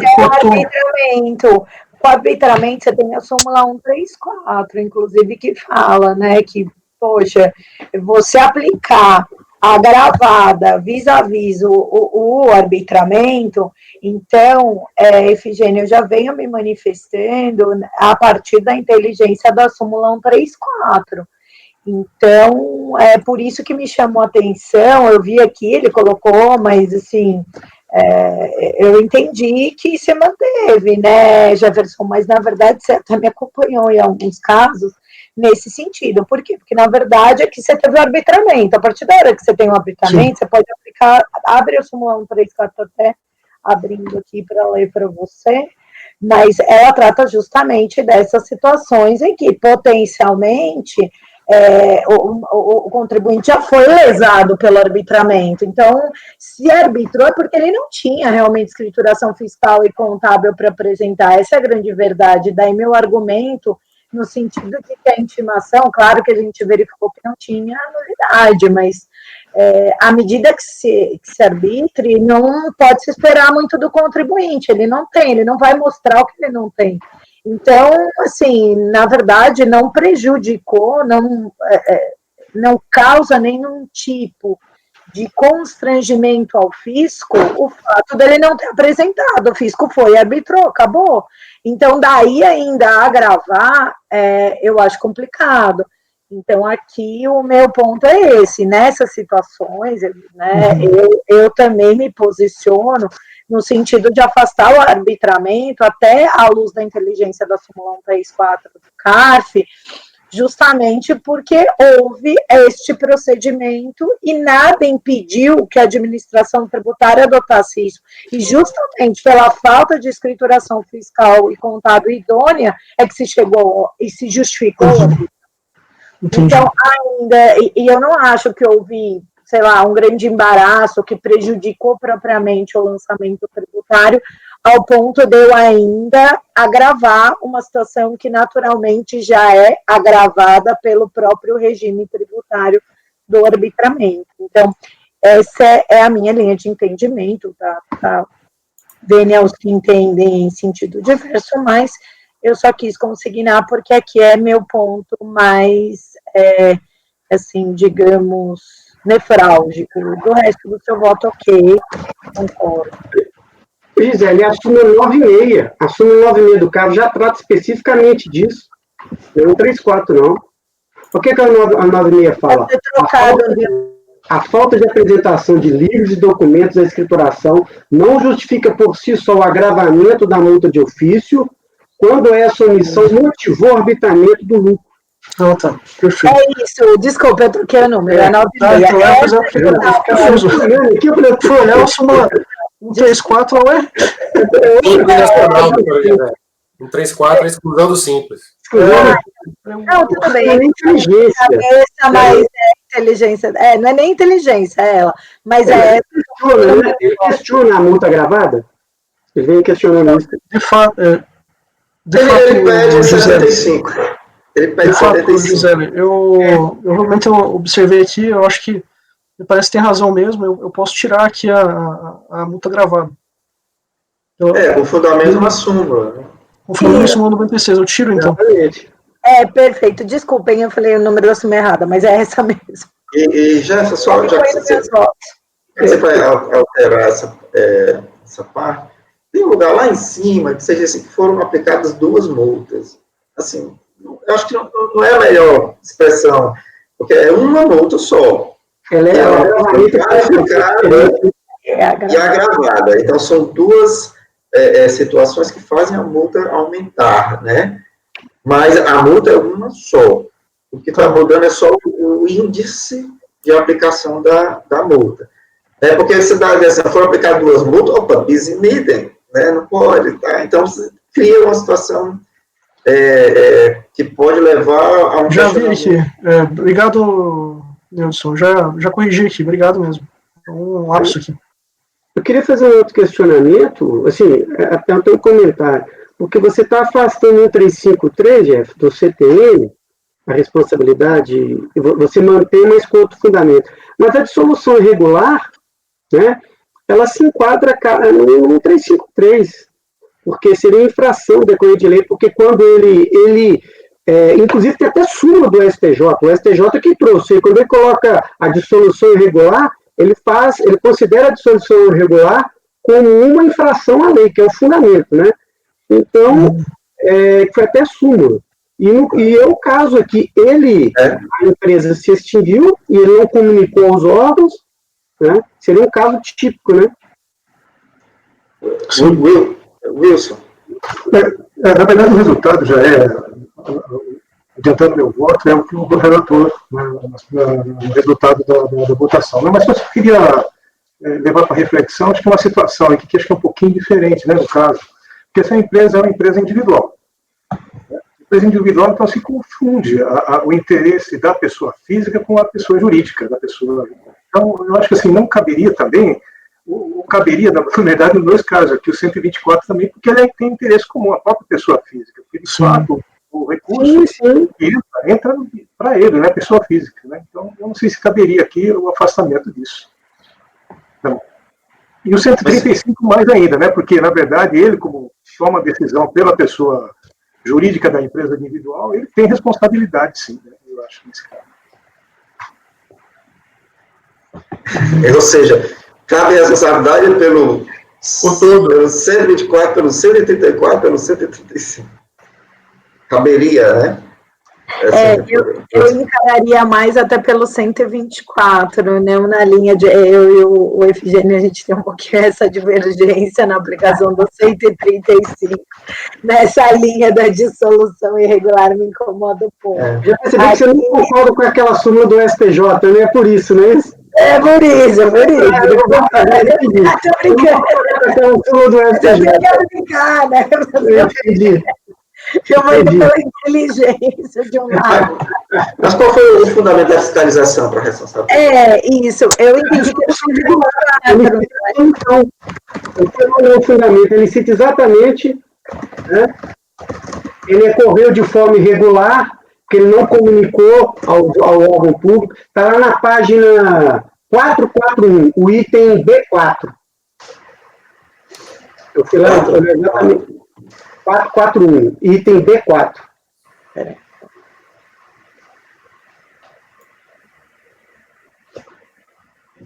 Ele começa citando a dissolução, né? De forma irregular. Acho que aí seria 135 mesmo, né? 135.3, exatamente. Deixa eu ver 4.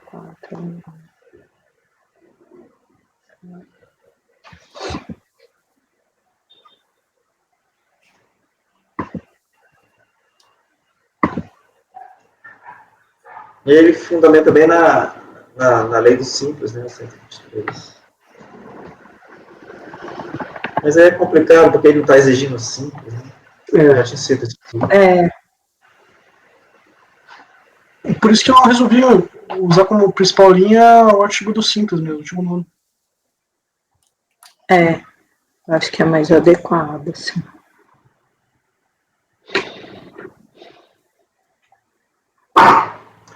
Para mim, assim, o Jefferson, o 134.7 mata pau, porque já não existe a empresa, ele era administrador, acho que não precisaria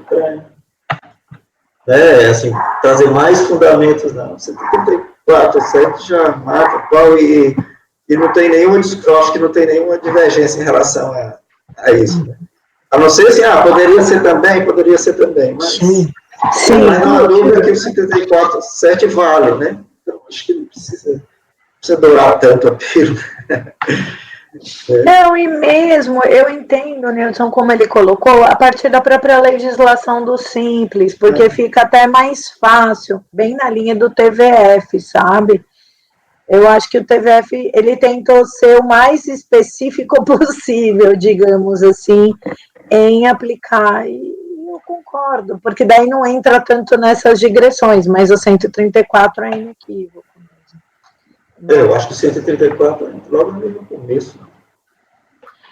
É que eu vi aqui da responsabilidade de tributos após a extinção, né? Aí ele faz a retrospectiva do Código Civil e depois ele coloca realmente a questão da responsabilidade solidária a partir do 9º parágrafo 4º e 5º. Aí realmente acaba colocando a pá de cal na situação. Mas enfim. A implementação que ele cita no auto de infração é o decreto 3.000, artigo 207, inciso 5, que ele fala sobre um sócio que da pessoa jurídica que deixar de funcionar sem proceder à liquidação, apresentar a declaração de rendimento no implemento da liquidação, ou seja, que ele trata da dissolução irregular, que é o que ele cita aí. E o fundamento disso no CTN, qual que é? Por isso que eu levantei, mas ok. Mas o fundamento disso no CTN é 1353. Que Gisele não concorda. 341. Eu vou dar no meio, Hudson. Eu acho que o 341 fica melhor, assim, não gera maior. É que eu não concordo com a Corte Superior, tá? Mas eu tenho ressalvas de como interpretar essa decisão, né? Esse é o ponto. A gente tem que... Não acho que a aplicação literal da súmula...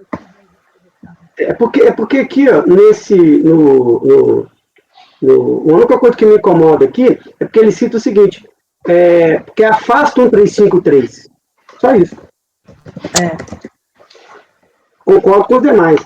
Quando você não afasta, tudo bem, você não colocou, mas quando você está afastando, porque isso pode servir o seguinte, se eu pego esse mesmo caso, numa outra situação, a turma, houve uma dissolução regular e a turma afastou por causa disso. Porque quando você deixa de considerar a dissolução regular, você não está considerando esse caso, você está considerando outros casos. Eu conheço o seu raciocínio. Você está considerando outros casos. Você está vendo que ele é terrível, né, Fred? Você viu, né?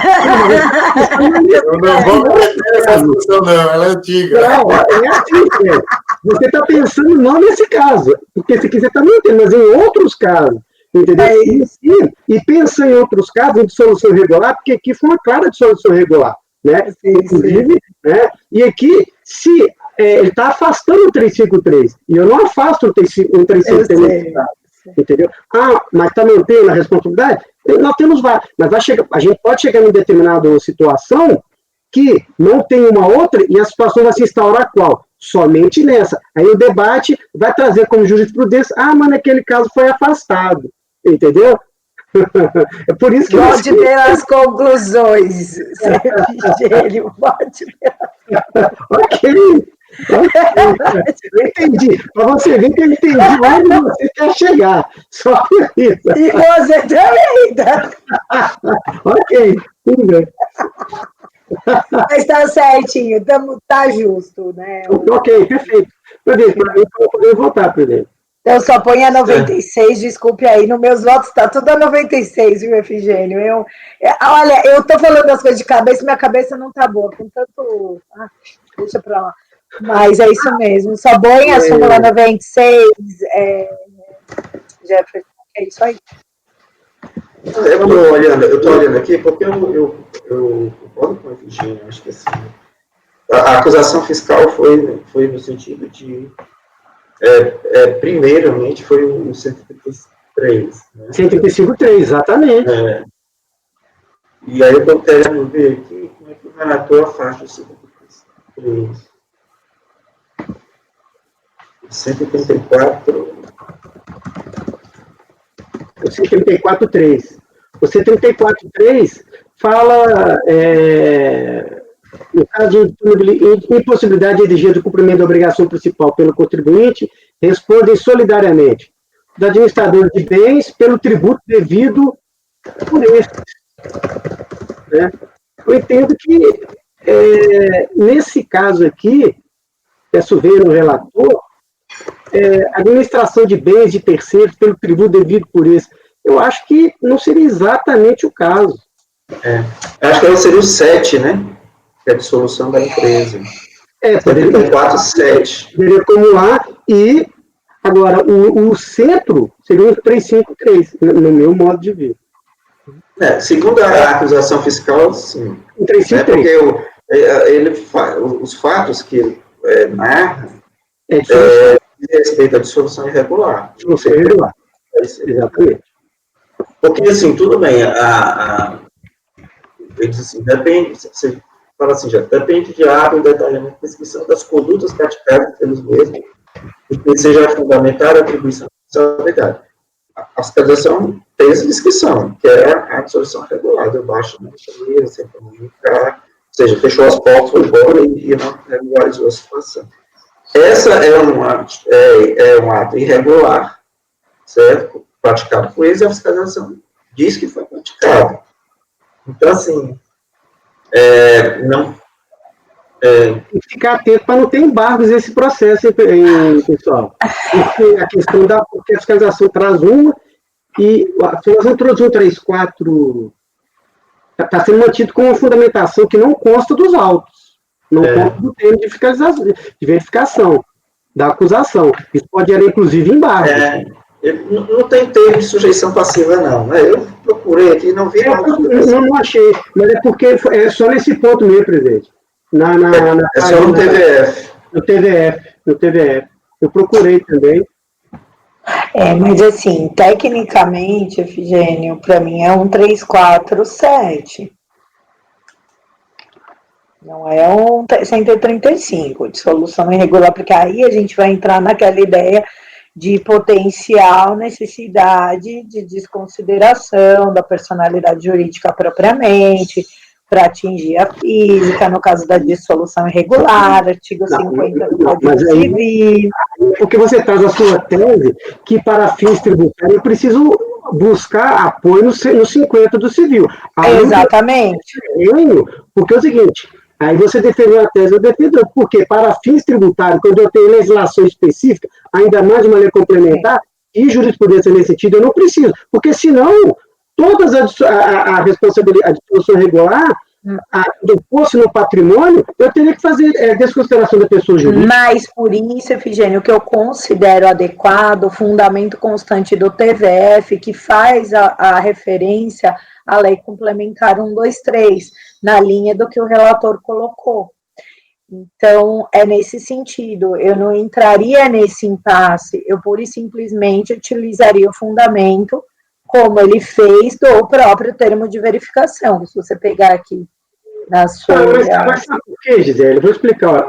A gente entrou nesse debate que a gente tem que encerrá-lo. Porque quando eu falo no 1347, eu estou falando de quê? Dos sócios, no caso de liquidação de pessoas. Agora, o seguinte aqui, quando eu estou liquidando o sócio ali, nesse caso, eu estou em liquidação, naquele caso que não houve irregularidade. Ele vai responder até quando? Até o limite do patrimônio dele, das cotas ali e tal. Liquidação de pessoas. A responsabilidade, o que ensejou essa responsabilização não foi essa liquidação. Você quer ver? Digamos que ele liquide essa empresa e tenha ficado algum débito, mas ele tenha informado corretamente o endereço para o fisco. O que atraiu a responsabilidade aqui, embora você não concorde, é exatamente a súmula 135 do STJ, que é o seguinte, ele encerrou a fiscalização, a empresa, e não comunicou aos órgãos. Isso é infração de lei, a partir do racional do 1353, que ele deveria ter informado. Entendeu? Houve uma compra. Porque quando eu falo na liquidação, o sócio, ele responde. Tem a questão do capital que ele vai responder. Agora, ultrapassado um determinado valor, se não houve nenhuma falha, o que ele vai responder? Não tem que responder nada. Não houve infração de lei nenhuma. Inclusive, por que ele responde no 1353? Porque houve infração de lei, excesso de poderes, né, ou estatuto social. Se não ficar configurado nada disso, o que o sócio responde? Nada. O sócio não, desculpa, o administrador. Ele não responde por nada.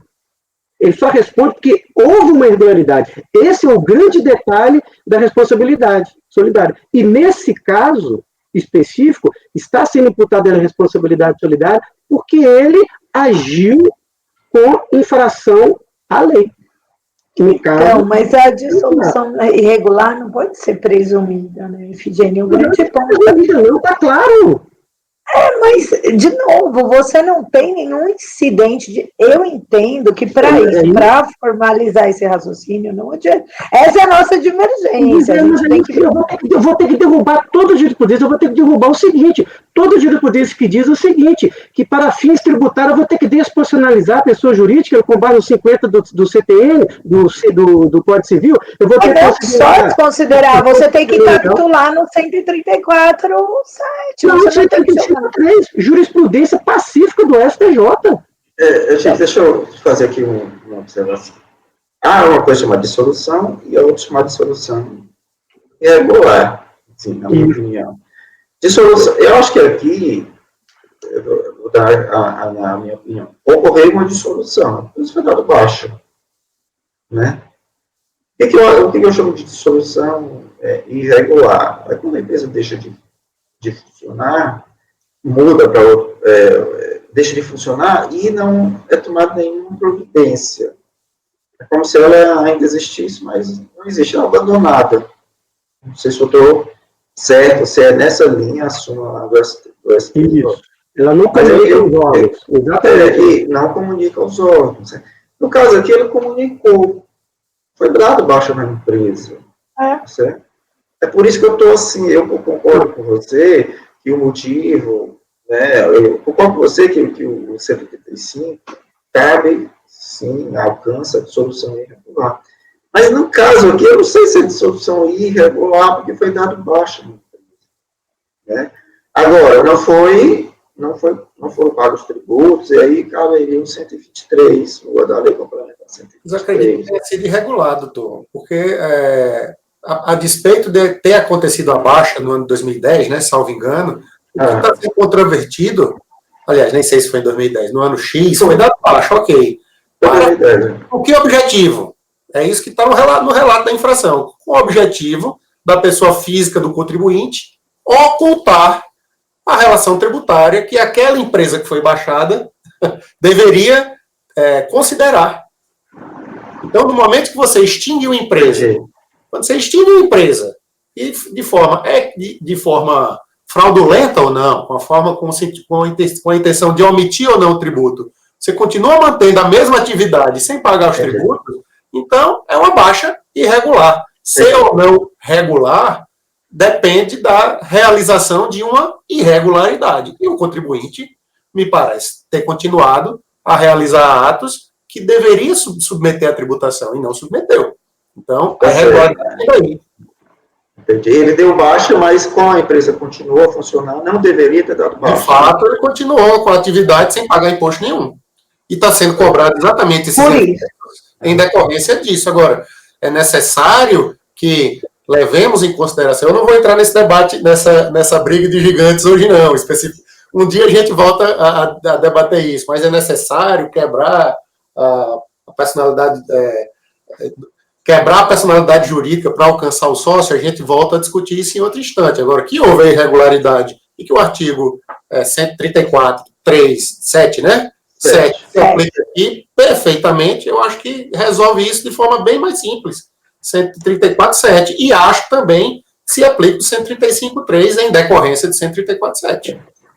Só não acho que não é o 134.3, como está no relatório. É o 7, eu concordo. É o 7. É o 7. Eu acredito que tem um equívoco de digitação. Mas aqui é um vício formalzinho, vai, gente. O 134 tá claro que é o 7. Né? Não, mas é porque está sendo, inclusive, no voto do Jefferson. Mas aí ele ajusta. Não, é porque no voto, inclusive ele citou o 134.3. Ah, entendi. É por isso que eu estou falando. Ah, é que eu tô no processo, tá bom. Não, olha o voto. Tá bom. Eu fui lá no decreto, o 207, que fala que responde, né? É o 207.2, né? Não. É o 207.5, meu. O sócio com poder de administração da pessoa jurídica que deixar de funcionar sem proceder à liquidação ou sem apresentar declaração de rendimento. Ou seja, quando ele para, por isso que eu fui pensando. Aqui não é bem o caso, porque ele continuou funcionando, é o contrário, né? Baixa, né? Isso. Responde subsidiariamente, tá? Quer dizer, não é bem o 207.5, né? Mas o 123 resolve. Deixa eu dar uma sugestão. Deixa só no 123. Né? 134, presidente. Não é 123, não. 134. Não, desculpe. A lei complementar 123. Ah, tá. Ok. Desculpe, é o que eu sugeri desde o começo. Não entre nesse embaraço. Porque aí a gente deixar ele complementar. Exatamente. Aí é uma situação classificadora, porque...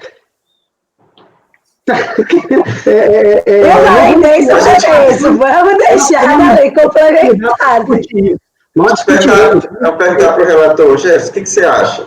Porque se deixar só o fundamento do 123, sem afastar o A ou o B, aí a gente contorna aí esse debate.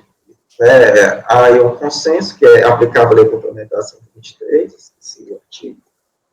Né? E assim como você colocou, assim como está na acusação fiscal, será se simplesmente, se não falar do artigo 135 do CTN, ou do 134 do CTN, que está falando de 134, será que você concordaria? Porque aí a gente... Claro. Porque... Realmente, o Dr. Fred me mencionou também, lembrando para os colegas, aí é o artigo 134, inciso 7 mesmo. Certo. Foi um lapso mesmo, no final eu já corrigi, inclusive, mas Eu concordo, acho que facilitaria bastante, porque tem fundamento legal, é fácil só tirar ali o artigo 3.5, o artigo 134 ali e deixar o artigo 9º, né? Isso, da NC 123. Isso. Eu não vejo problema algum. Pronto, Até porque então, o voto, né, o dispositivo do voto se manteria igual, né? certo, exatamente. É. Não só o dispositivo, o fundamento só faz uma poda, aí no fundamento também é o mesmo. Faz uma poda na fundamentação legal, né? Mas a fundamentação fática é a mesma. Assim, considerando esse ajuste do relator, você acha que a gente pode votar? Então, como é que ficou? Ficou afastado aquele item que eu afasto, 1353, tudo vai sair? Como é que ficou? Eu vou tirar tudo. Vou manter Perfeito, só então, o artigo 9 da lei complementar. Ok, perfeito. Tudo e só Então, deixo o fundamento da lei complementar. Isso, Ok. é melhor. Ok, Uma dúvida, senhores, eu colocaria o artigo 2.4, pelo menos, do CTN? Não, porque não 134? está na acusação. 124. Caberia? Não está na acusação. Não está na Então acusação. deixar só o nome. Tá, beleza. Porque aí você está trazendo um fundamento que não está na acusação, aí Sim. pode dar O embargo. mais genérico de todos. exatamente. Tá, perfeito. Eu vou tirar aqui, então... Apesar da gente concordar que caberia, né? Mas, E as conclusões são as mesmas, né? Deixou Exato.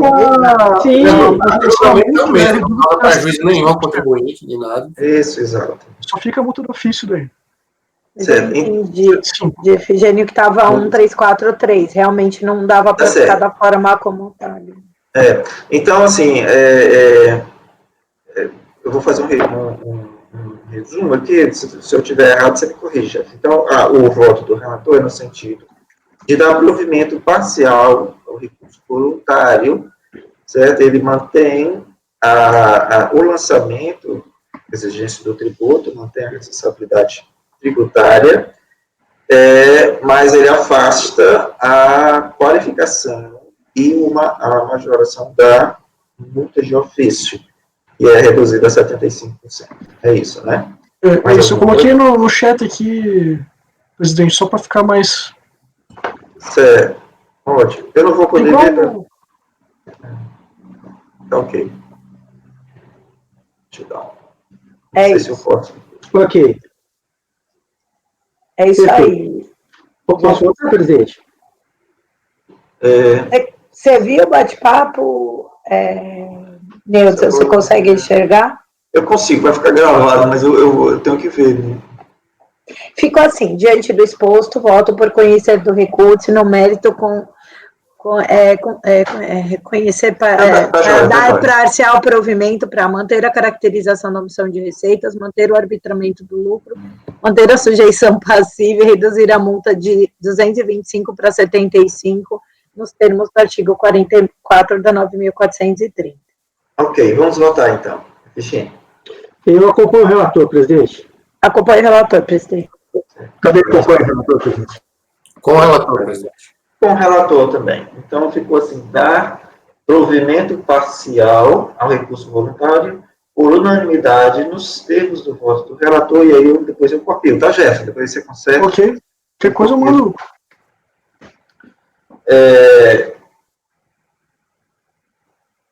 Se você... Ou você corrige a hora passa T. Eu corrijo e já coloco. Acho que nessa tarde eu já corrijo e já coloco. Ok. Então, esse é o resultado do item 2 da nossa pauta. Como são 13 horas e 17 minutos, vamos dar um intervalo e a gente retorna às 14h20. Tá certo? Tá bom. Bom almoço aí para todos. Eu vou pedir